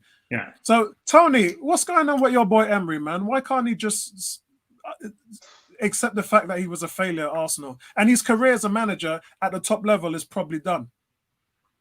I'm going to beg to differ slightly on his career being done, because ultimately I see managers who extend their career over and over and over again despite continued failure. And the case in point is Mourinho. Yeah, but again, as Bertram said, Mourinho had won the Champions League twice. You know, he already... Okay. Yeah. But Emery has won the Europa League 3 times. But it isn't the Champions League, though. It's still the Europa League. There's a lot of men getting... Yeah, go on. I think that was Ebony's. Ebony. Yeah, that was Ebony's mic. Yeah, go on. Yeah, so there's a lot of men getting jobs. I've won nothing.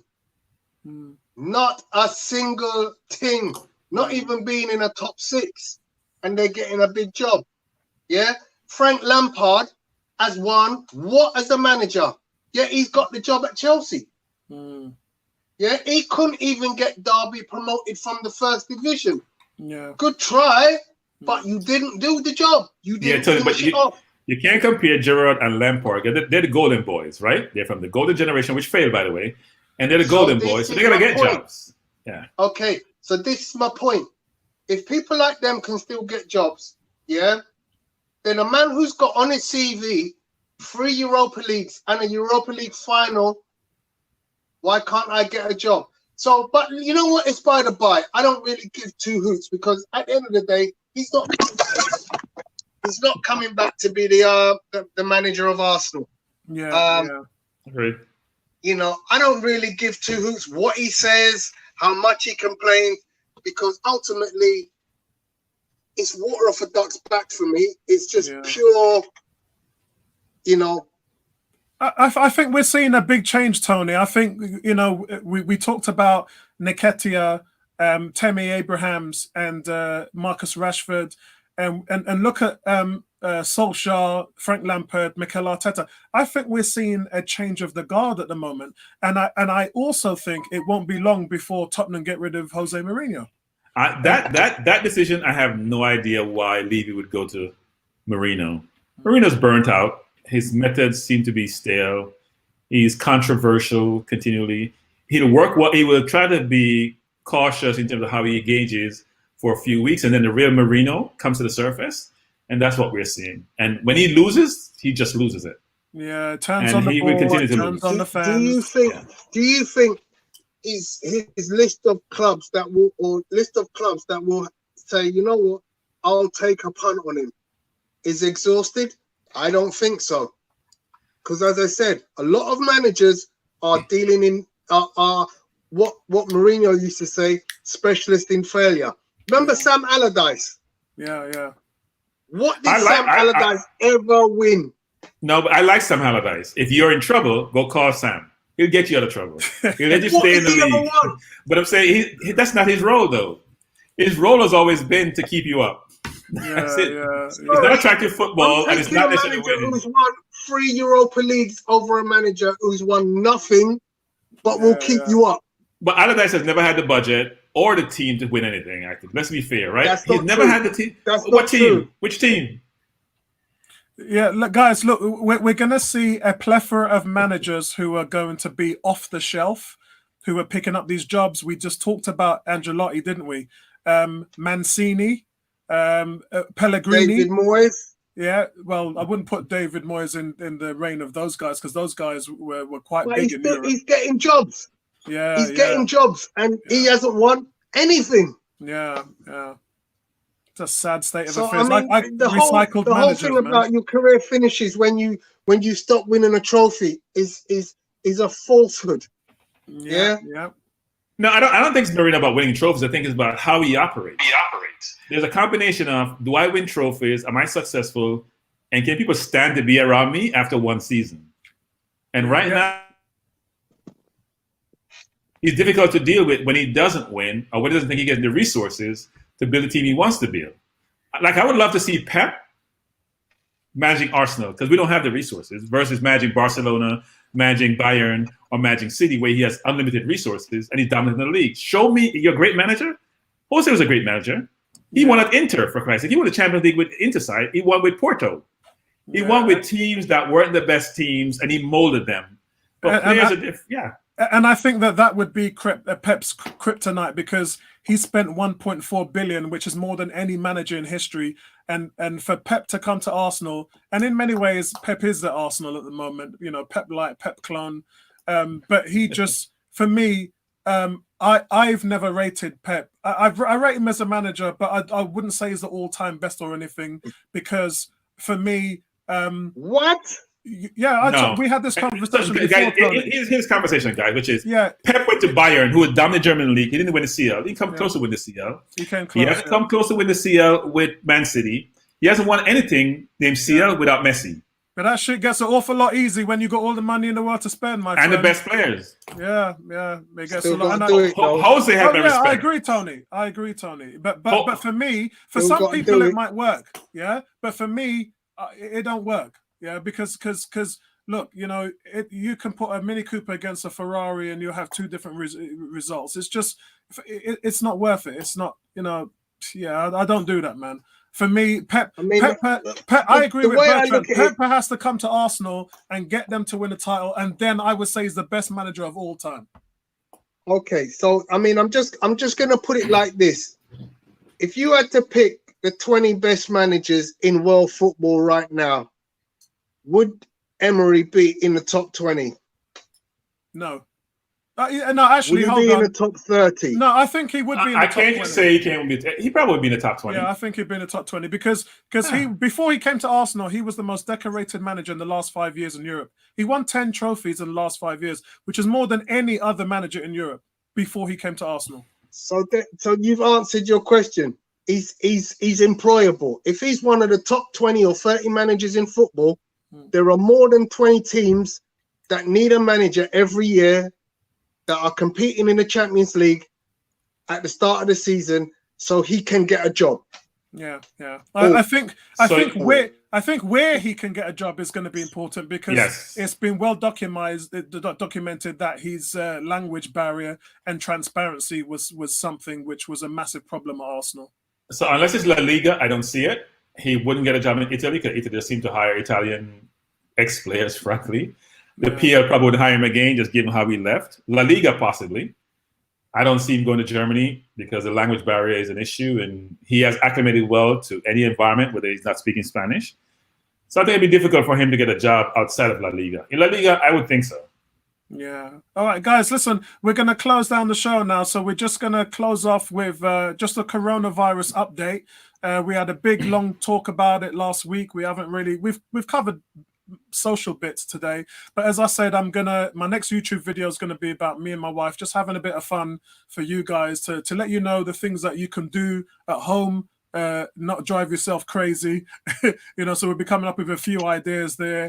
But overall, guys, just really looking at the confirmed cases from last week. So this time last week when we sat, there was 162,000 cases, and that has doubled in the last week. And we could be seeing a situation now where, unless countries are starting to take more strenuous efforts, Bodini Beach in Australia today did the same thing that the Florida summer break students were doing. They were flooding the beaches with 5,000 people. And the Australian president just had to come in, Prime Minister, and had to come in and shut it all down. Now he's banning the beaches all around the place. There's still countries that just don't get it. They just don't get it. So the most alarming aspect today is the confirmed cases have doubled. The death toll as well has also doubled, more than doubled. It was 6,000 last week. It's now 14,500 this week. But the only thing that hasn't really improved is the recoveries. So last week there were 75,000 people who had recovered, which was, by the way, nearly 50% of people who caught it had recovered. That has somewhat slowed down, and I'm not sure why. I'm sure scientists are looking at this at the moment. It's very concerning because we now had a situation where 160,000 people have caught it and 75,000 people have recovered. So that's nearly 50%. Now we've got 330,000 people who have caught it, but less than 100,000 who have recovered. So that's less than a third. So we've gone from a half of people recovered to a third. So just what are you guys' thoughts about that? Can I jump in on that figure, because I got so much to say on the coronavirus and the stats and the figures. What you just shown is 75,000 recovered. Of that 75,000 recovered, 70,000 are in China. And China, 2 days ago, had 0 cases, new cases of coronavirus. They've shut it down. Yeah, 2 days in a row. Yeah. They've shut it down. And if you look at the statistics, China had, if I can't remember rightly, but I think they had 140,000 cases, of which 70,000 have recovered. Where in comparison, Italy has now got 80,000 and only 5,000 have recovered. Yeah, it's bad. Yeah. So clearly, China did something, as well as obviously, quarantining apart. They did something that had huge amounts of recoveries. Yeah, and that answer, Tony, came out today. It's the amount of testing that they've done, more than anywhere in the world. The sheer amount of testing, yeah.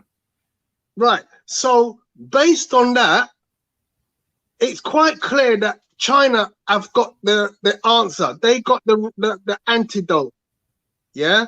Yeah. I've seen stories of people in Wuhan who went through the whole thing and have come out on the other side. And they're going, yeah, look at us. We're living the life again because we've come out the other side. And Italy don't appear to be going anywhere near that kind of recovery right now. They're escalating to the point that when you consider the population of China to the population of Italy, and the fact that now Italy has gone past China. Yeah. I mean, the Italy's death rate is up to 9% now. It's and I know we can attribute that down to the age situation. Yeah, and I know you mentioned this before about the fact that Italy has the second oldest population in the world to Japan, but it's still an astronomical number of people have died in Italy and are continuing to die, and an absolutely ridiculously low number of recoveries. Yeah. Do you want to come in here, Ebony? Because your mic is echoing at the moment, so I've had it on mute. Do you want to come in here for a second? Whatever it is that China are doing, we're obviously not learning in Europe with regards to the numbers climbing. I mean, what was that? 329,000. Was that worldwide or was that in the UK? Worldwide. Okay, so whatever. I understand that our figures have gone up, and yet people taking into consideration that it has killed people, COVID-19 has killed people, and it will still continue, unfortunately, to take people's lives, and it will still continue to get people to make people suffer. There are still a number of people out there that don't give a Castlemaine Forex about not going out. Now, I'm not trying to scaremonger anybody, but taking into consideration that this whole thing is serious, There are people out there that are not taking it seriously, that are continuing to go out. And all I will say to those people is, let somebody cough on you. Then you'll understand the implication that you are causing, because you're not adhering to people's advice. You're not listening to the experts when they say to you, if you don't need to go out, because right now it's not important to go out and have a drink with your friends. Everybody's got the internet now. Everybody's got some form of technology. You can interact that way. Okay. If you need to go to work, like I have to, fine. If you've got important errands to do, or you're a key worker like I am, like in the NHS, or you're making deliveries, then fine, by all means go out. But right now, whatever it is China are doing, we need to adopt that in the UK. If you look at Italy now, as was said, they've got more deaths than they had in China. So obviously something is not working there. Obviously something, someone is not doing something, or people are not doing so. I don't know. I'm not an expert, but I just think that the longer this goes on, or the longer people have this, I'm all right, Jack, it's not going to affect me, because there is a lot of that attitude. And I've seen it on TV today that people are going out in Snowdonia. I heard that people are going out in Battersea Park, not giving a damn. Come on, guys. I mean, you know, the selfishness is absolutely gastronomical, particularly in this country where people just don't care until it happens to them or a family member of theirs. Yeah. Bertrand. Yeah, look, I think at the end of the day, it's a global problem, require a global solution. And we have seen very tactical approach being undertaken by municipalities, parishes, countries, locations, which is very, very disappointing. We lack global leadership, and that's why this whole thing has magnified the way it has. If you had global leadership and a global way of coordinating efforts to solve this, because it's a very portable disease, right? Jamaica didn't get it because they had it originated there. Someone from the UK went there first, and someone who went from to Singapore to Hong Kong went there from Trinidad. Yeah. It's a portable disease, and so you need a coordinated effort globally. It has global implication, global impact. And Bertrand, did you see how quickly the Jamaican Prime Minister shut it down?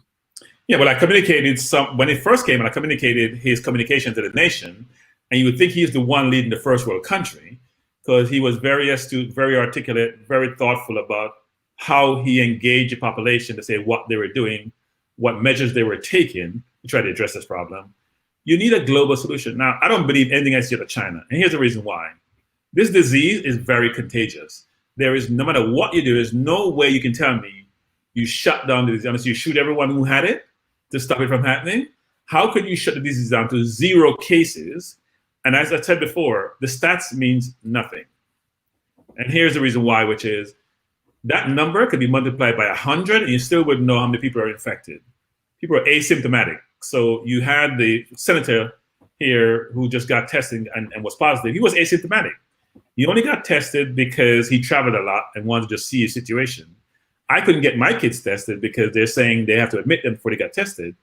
If you take it all together and think about this holistically, which is people are not necessarily getting tested unless they're in dire strait and need to be admitted. A lot of times in the US, they don't have enough testing kits to test people. So those numbers that we're seeing provide some idea as to how things are transpiring. But the numbers doesn't tell me a lot, because I think that number is much worse. Now, I would say about Italy is it's an older population, right? And so why kids are on the beach, because the kids are saying, these are old people dying. They're going to die anyway. That's not me. I'm young. I'm vital. I'm viral. You know, I am vitality is in my blood. I'm comfortable. I can get it, and in 2 days I'm better. Doesn't really work that way. They're not coming out with guidance to say, well, kids should be cautious, because they have seen instances in Italy where younger folks who are under 40, frankly, have gotten the virus. So from where I sit, the view is that the world needs to solve this as a world.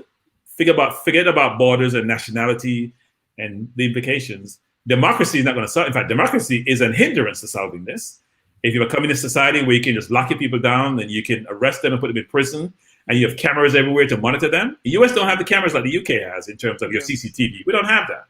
Yeah. So if you tell me to stay in my home, I can go outside and who would know unless my camera is showing me, because you don't have that centralized state governed process or system that can identify where everyone is at every point in time. So I would say that I'm very disappointed in world leadership or lack thereof. And I don't see this getting much better anytime soon. Unless we come to the vaccine, and the projection for a vaccine is 12 to 18 months. And even that is optimistic. Yeah, I talked to Tony about, and Tony's back now, but I talked to Tony about what we have seen today, which seems to be the biggest problem in the world right now. The countries that are doing well seem to be doing more testing. So I've got some numbers for you guys. China's tested 330,000 people at the moment. Italy have tested 200,000 people. Germany, that has the lowest death rate in the world, and by the way, are the fourth oldest country in the world, have done 170,000 tests. Now, take into consideration that the UK, obviously with its NHS and everything else, and America with its privatized type of healthcare system, have both lagged horribly behind the two. The United Kingdom, the total tests is just 64,000 tests. That's a third of what Germany has done. So it's clear that whatever we're doing in the health system, it's not going out there and specifically getting out and doing the amount of tests it should be. America, again, 103,000. Considering that America and the pharmaceuticals and all of the health system that they have, that's a really bad number. That when you consider their population is 330 million, the testing is severely lacking. And we know a part of that was because they only passed the bill in the House last week, and it took a Democrat to go in there and push the bill through when the bill had already been set on the table for 2 weeks, and the Republicans just didn't want to push the trigger, and it just doesn't make sense. And they were charging people, I believe the number was $1,700 to get tested, and that was the insurance cost. That's now been waived because the bill's been passed. But can you imagine that? You're talking about life and death situations, and America was still asking their people to pay nearly $2,000 just to be tested. Forget about be paid, because I would pay the money to get tested. I couldn't get the test done. Forget about paying $1,700 per person to get it done, or whatever the number is. You couldn't get the test done. And I think people really seem to realize that. This whole concept of with 103 tests, there's probably 1 million people who want to get tested. They only tested people like in New Rochelle, which had in the Hasidic community, and New Rochelle, which was very contagious, and it was spreading like wildfire. Those concentrated areas got tests done. A lot of different areas, tests weren't available to be completed, frankly, to be executed. And this is the problem, Bertram. If Germany, with a smaller population, can test more people than England and America, then something is fundamentally wrong. That's what led me to write the thing on my Facebook wall today. That's what led me to write, just out of sheer frustration, that I've been paying taxes for nearly 40 years. And when I'm sick, I have to know that the NHS, which I've been pumping thousands of dollars over 4 decades into, can look after me. If I go unemployed, I need to know that the taxes that I've paid will be able to pay me job seekers allowance, because I've put my money in. I've done that. So if I'm not getting that back, that's the government's fault. You know, and I've done this as well because everybody's just got their poll tax invoices in this week, and poll taxes have gone up astronomically, and that's in the wave of what's going on. They're expected us, having paid taxes for years and years and years and decades, they expect us to pay even more for their short failings. This isn't about money. This is about poor infrastructure. And this is the reason why these things now fundamentally has to change. In America, we talked about Obama setting up the bio defense unit, which Trump closed down in 2008, 2 years ago. And Trump said he didn't think this day would ever come. I mean, thinking like that is just, it's arsenite. It really is. Look, when you're selecting your leaders, you have to look for leadership attributes, right? You have to be somebody who's strategic, deductive, exercise good judgment, communicate well, has empathy, there's certain fundamental criteria a leader should have. And if your leader don't exhibit those qualities, then why would you put them in office to run your country? And democracy is interesting, right? Which is China seems to be able to address this problem, even though I still think we have to take it I put it in quotes in terms of how they've addressed it and the effectiveness of it, because I think the news that comes out of it is managed. But at least in democracy, people have will of choice. That's also part of your challenge, which is tell me to stay indoor, but I have a chance I can go outside if I want to. And I need to go outside for my own personal perspective. And we have 330 million who have their own perspective. Yeah. Versus one person who says you can't go outside, Tony or Bertram or Ebony or Apollo. You have to stay in. You have no choice but to stay in. So you're running counter to what democracy entails, which is free will choice within certain parameters. And that's why you see that struggle with an epidemic such as this. I don't understand, though, is the pandemic in 1918 was 50 million people died, right? Mm-hmm. On a world that wasn't integrated, mind you. When you take a ship to go to America from England, it takes forever to get there. Yeah. So imagine when you have mobility across the entire globe and you can get there pretty quickly and you have all these engagement and these trade and commerce that's happening, it should be much worse than the numbers are showing, frankly. I agree. And I just want to go on top of that, in terms of, America were conned by a con man. That's how I look at it. They had we live in an era where media is so powerful, TV shows, ratings and all that. And that's what America has as a president. They've got a guy who's statistically, bankrupt 4 times, filed for bankruptcy, the only businessman in history to lose 1 billion. Yeah. And a draft dodger. That's their president. That's their leader. A guy who cowered from being in the war. A guy who's the most failed businessman in history. A guy who's a celebrity TV star. But here I think about this. The differential between repercussions. Right. So the differential is that he got 3 million less votes than Hillary. That means a lot of people voted for him. Right. No matter how we want to look at it, a lot of people voted for him. No different from Boris Johnson, frankly, because I think Boris is an example of where you have challenges, right? But the thing, Bertram, is a lot of people voted for him, but that was from different sections. So moderates voted for him, far right voted for him, white supremacists voted for him. A lot of Tony made a statement last week that Trump was we're going to win it. I don't think he is. And that's because the moderate vote that he had last time is gone. Those people have seen him for what he truly is. He's going to keep the white supremacy vote. He's going to keep the loyalist votes, the far right. Those votes is a lock.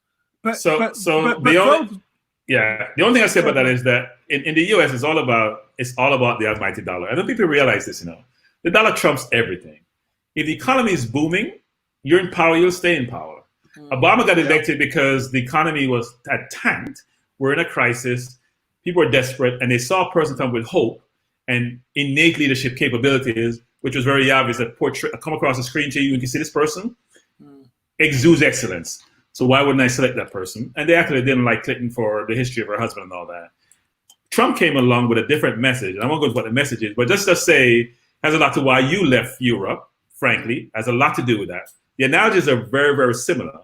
Now, the economy tanks now, whether it's pandemic or otherwise, people are going to vote with their wallets. That's what we all do. We vote for personal situation. And believe me, it will tank. We will go into a recession. We talked about this last week. It is inevitable. And even if we didn't have this pandemic, we still would have statistically gone into the recession. I looked at the GDP numbers year on year, and they have been dropping by 0.5% in every continent in the world. We will go into at some point. And remember, recessions, we've had 19 of them since 1954. They happen in pigs and troughs. It's been, the last recession was 2008. This is the longest we've probably gone without a recession, Bertram. So it was going to happen this year regardless. This pandemic has just tipped it over the edge. So it's interesting to say that. Tony, I know you want to get Go ahead, Tony. Go ahead, Tony. I'm not one for stats when it comes to politics, because the unfortunate thing is, you could get a Trump supporter on here and he would absolutely destroy every statistics that you've mentioned regarding what he's done for America. Their economy was booming under Trump. There was a lot of industry booming under Trump in-house. Their the immigration seems to be going in the right direction. Yeah, but under Tony, Trump. I would love that conversation because that's not true. All Oh of no, that's no, no, no, no. Well, this is the Apollo, thing. Apollo. So This so is let me what say I'm this. saying. statistically is not true. So Yeah, I would love that. let me This say is this, what I'm guys, gonna which is- say. Go ahead, Let Tony Tony. finish. If I have a Trump supporter, I'm not a Trump supporter, but I listen to Trump supporters, Yeah, and but they will don't- pull out all these numbers and say, "Well, look at this, and look at that, and look at this, and look at that." But and say, Tony, that's "We've based got on the lies best that leader Trump we've tells them ever on his had." Twitter. That's based on lies. If you look at the No, it's not lies, Apollo. So here's the thing.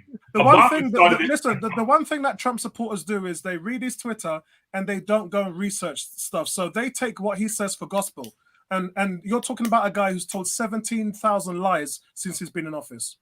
He's been fact checked every day. of So his look presidency. at the market since so take it with a recession.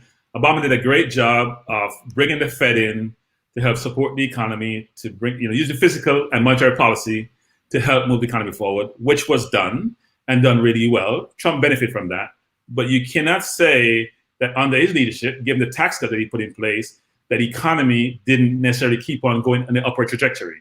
No, That's factual. Okay, Bertram, I'm just going to say this, yeah? Yeah. I've looked at the numbers and I'll explain them to you. The last 20 months of Obama's tenure, he had a 3.8 million jobs created, and he had an uplift of an average of 3.6%. In Trump's first 20 months, so we're being equal now, last 20 months of Obama, first 20 months of Trump. Trump had not 3.8, but a 3.2 million jobs created. That's less jobs. So here's what you're missing.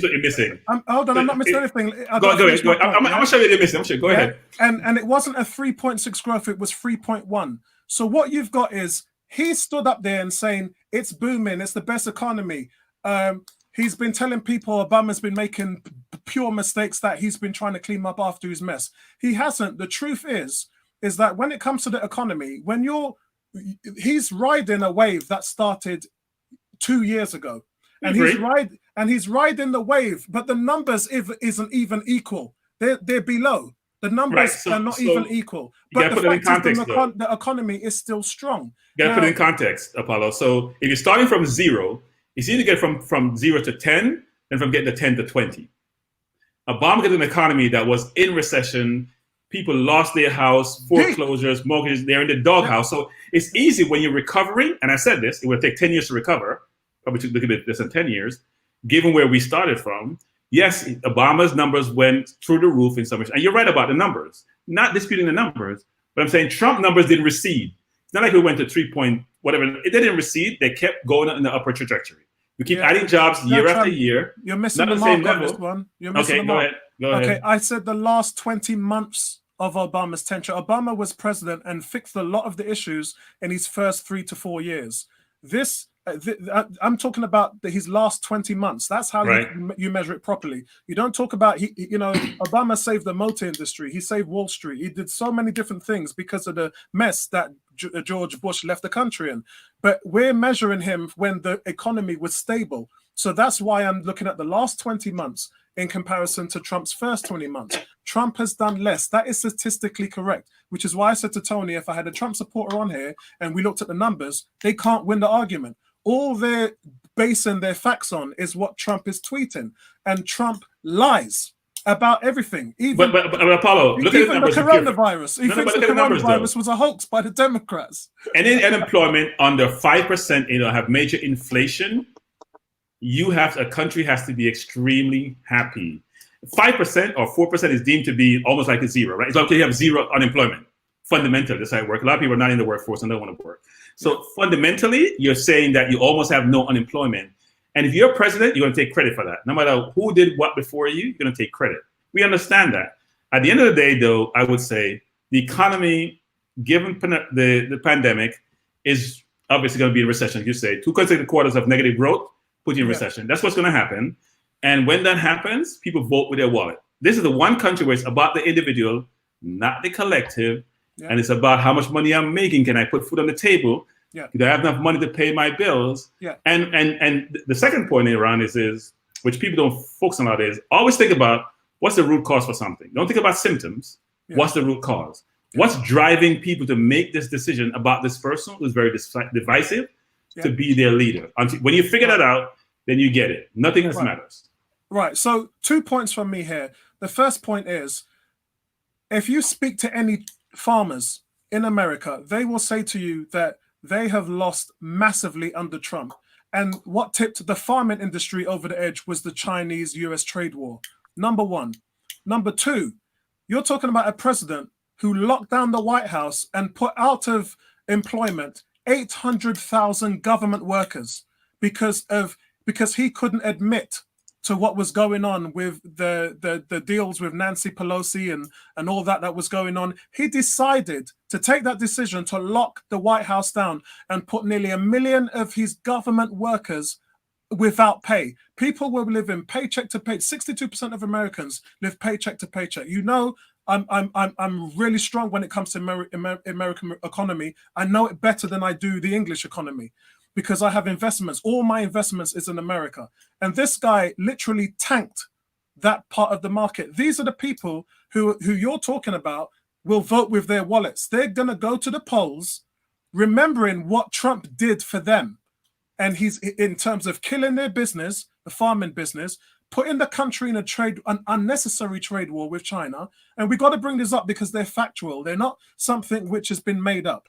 And then when he locked down the White House and the government jobs, people who were locals had to go in and empty dustbins in the local parks and he was, you know what Trump said? He told the people, the government's boys, to go back to work unpaid. And it was, and hold on, it was Nancy Pelosi and Chuck Schumer that passed the bill for those workers to get back paid. It wasn't a Republican that passed the bill. It was the Democrats that put that bill up to be passed in the House. And Trump doesn't care about you, man. So think about this way, Apollo. Think about this way. So you just mentioned previously that he was one of the first person, and probably not the first, because I think person in Brazil did too, lost $1 billion, right? Get a lot of fight bankruptcy a number of times and still thrive. There are some people in life who have 9 lives, probably even more than 9, and somehow they find a way to beat the system. I'll tell you, I am not counting him out. Yeah, tax I'm dodger. not counting anyone out. I'm calling him out. I'm not saying he's a dodger because I don't know what he does. I'm saying he's a dodger, and we didn't know. Most of these were just with no proof.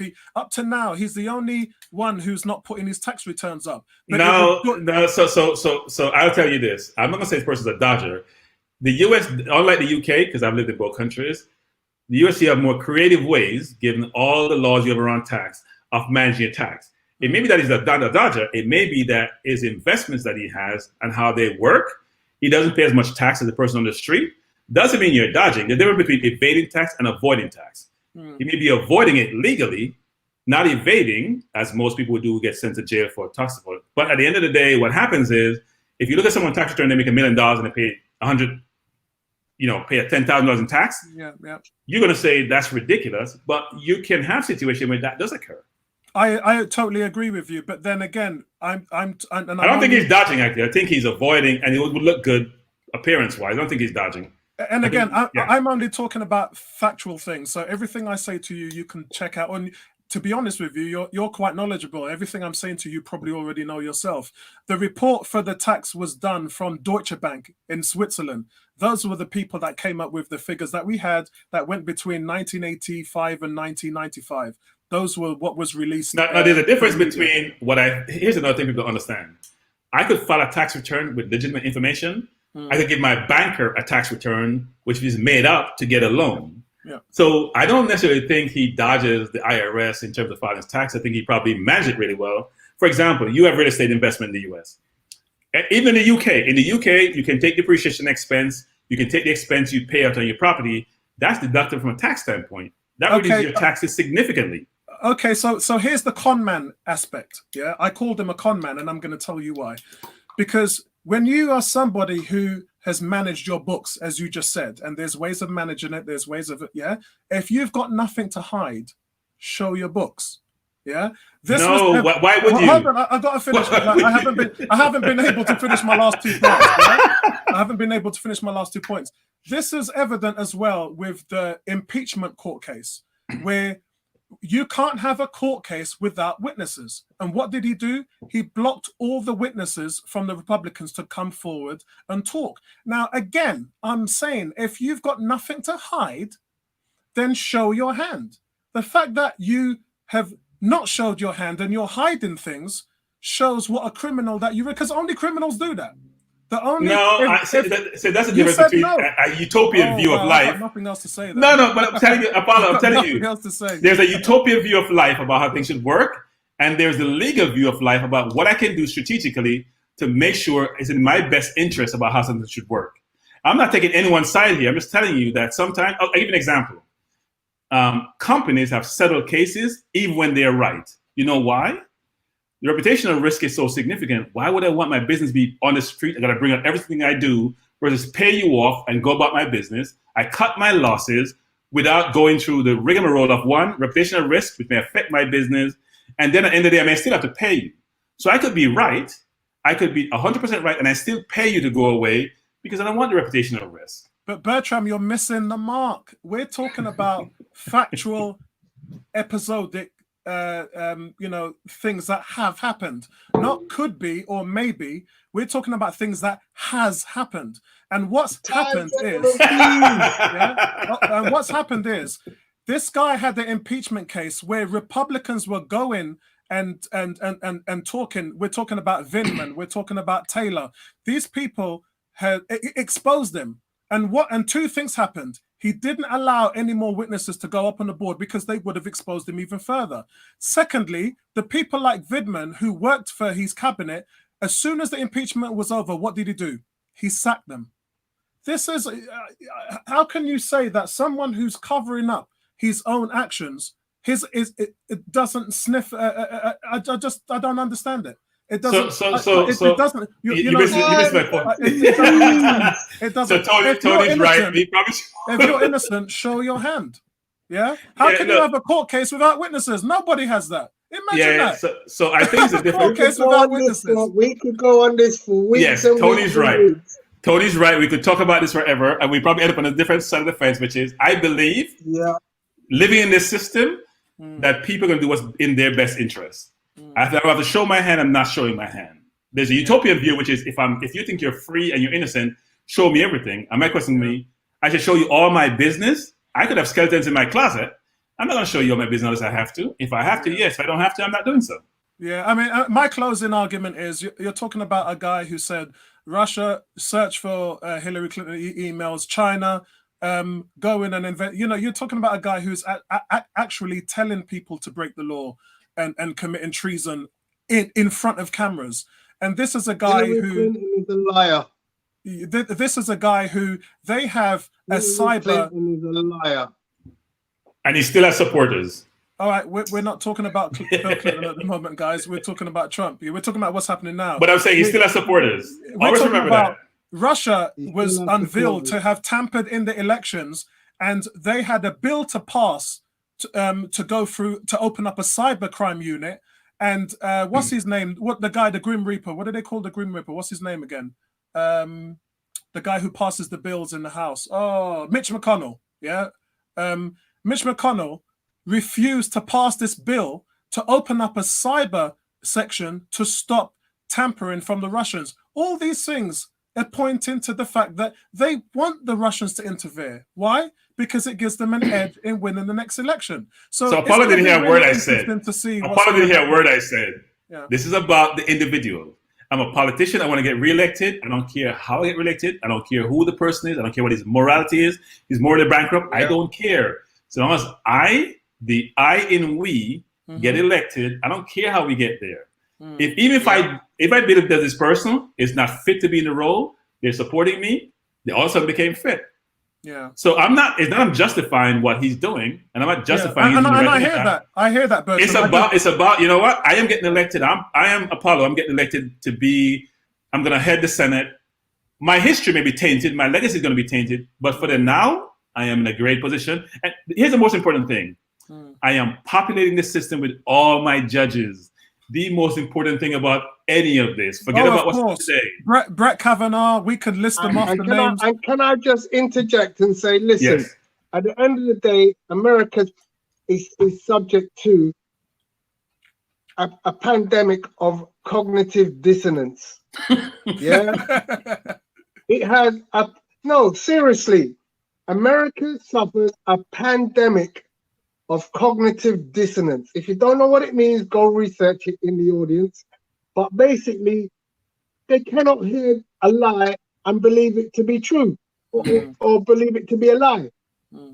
Yeah? No, that's not it. Actually, that's not it. They cannot hear a lie and believe it to be a lie. No. So Tony, here's the analogy, a better analogy, which is Tony is Jamaican, and Tony is. I'm gonna give you an analogy. You can equate all you want to. Tony's Jamaican, and Jamaica is 96% of a certain disposition, and that number is changing.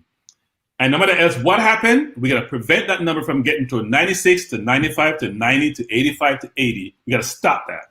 You think about that. Nothing else matters. I don't care who says what, who does what he does.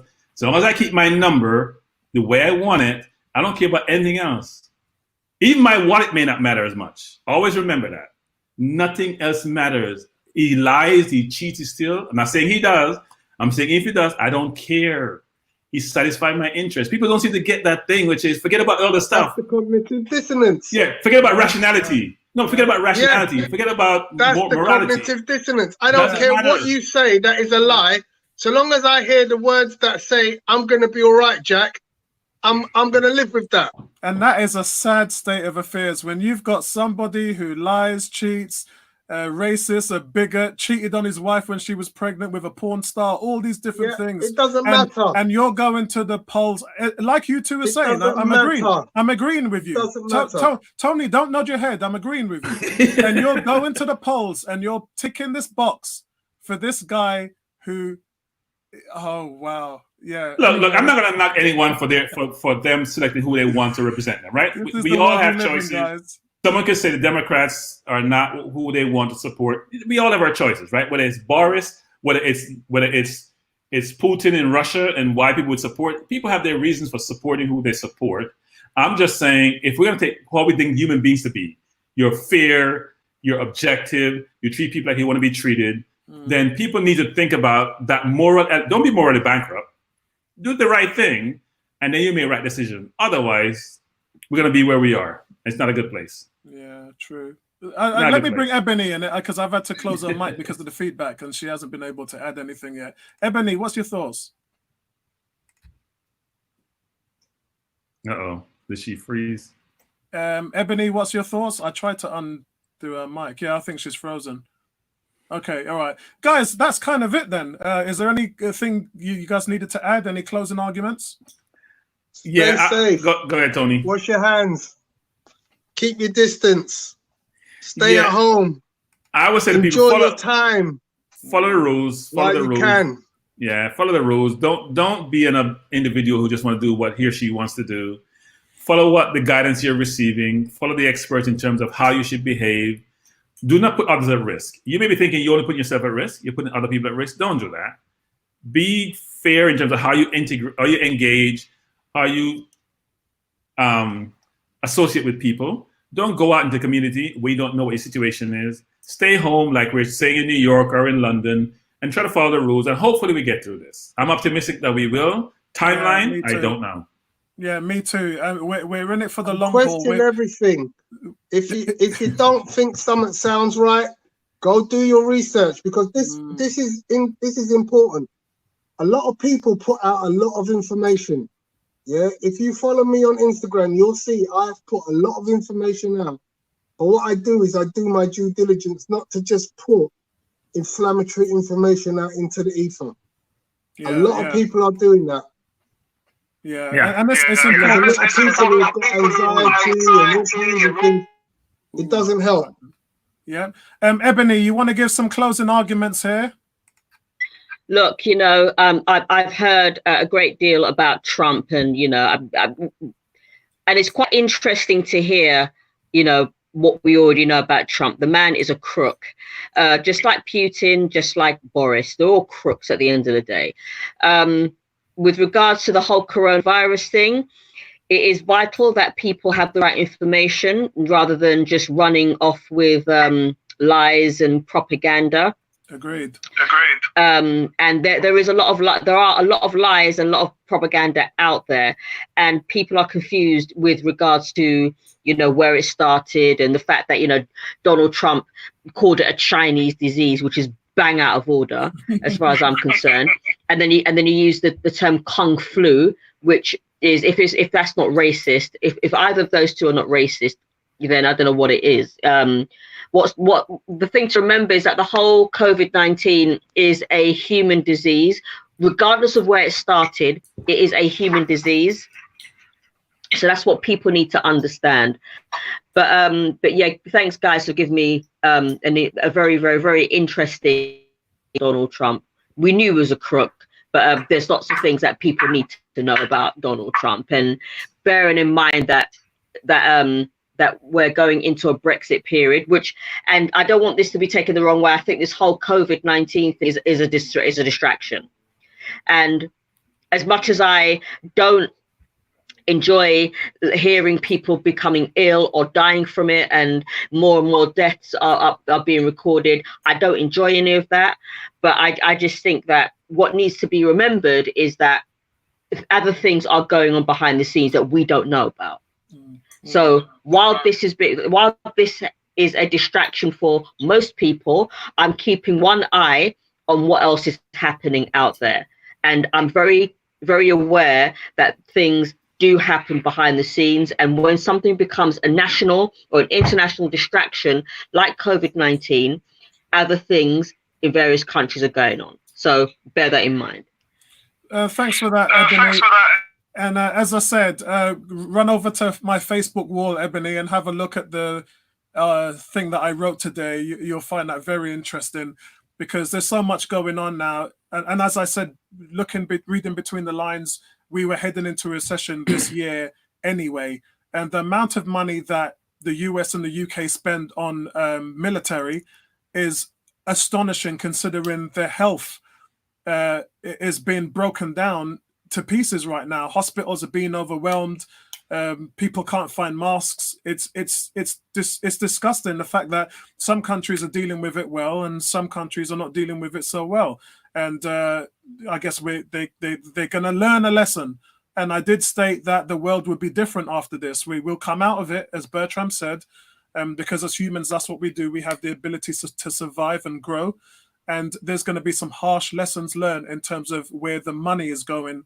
And we're going to see some changes. That's definitely for sure. And for me, guys, I mirror the expressions of everybody on the panel. Live your life. Look after your family right now. Keep your house clean. Keep your hygiene clean. Be healthy. Eat good. This is an opportunity to sit at home and eat chocolate and crisps all day. We can look at the time to do things. And me and my wife, Lisa, will cover that in a video midweek about our thoughts and advice to do what to do in the coronavirus. We're at home with families. We're both working from home at the moment. And so we'll make it fun and give you some tips and ideas what to do with this coronavirus. Anybody else got anything to say before we shut it down? Oh, Ebony. Yeah, just very quickly, the fact that, you know, the UK government has been very reactive with this whole thing as opposed to being proactive. I think had people not as I said last week, had people not taken their own steps in doing what they need to do to look after themselves and their families, then nothing would have been done. I think the fact that Boris Johnson initially called it just a cold, and all you need to do is wash your hands, sing happy birthday, that kind of attitude is true.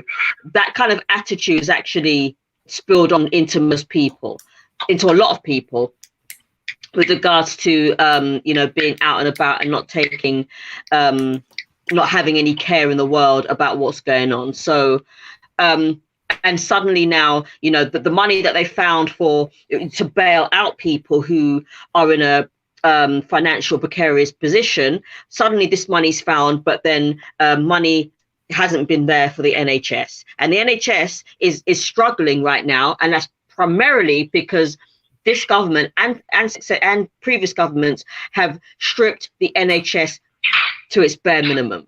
That's why the NHS is struggling, because the NHS, by this government and the previous government before that, has actually stripped it bare. Ebony for mayor. And Ebony, I've again go to my. I'm gonna actually post another thing, and I'm gonna CC you in on Facebook, and Bertram and Tony. I'll do the same thing, and it's just the reactions of Donald Trump when the coronavirus first came out, and he was joking about it, saying it's a hoax from the Democrats, and saying that, oh, 15 people have caught it now. By next month, April, nobody will have it. Just little things like that. And how fast they change their tune when they realize it's serious. I'll send you a video and CC you guys in. It's the funniest shit ever, man. It's so funny. But Tony, you wanted to finish off saying something? Sorry. Nah, I'm good. Okay, brilliant. So, guys, listen, that's it. Next week, I think one of the topics we're going to talk about is Boris's strategy and what the scientists have told him to do, and we're the only company that are taking this route, and it's unproven at the moment, but they must have a scientific fact about it, and I'm talking about the herd immunity that the UK is doing. So I think we'll talk about that next week. We'll do something on that, and obviously cover the news of what not football is happening and any of the Arsenal stuff that's coming through. So listen, that's it from me, guys. Well, thank you to the panel. You can find Bertram on 101 forums. There's Tony's Twitter handle. There's Ebony, who's again on 101, but she hasn't put her Twitter handle on there. So you guys can find her on there. Oh, hold on.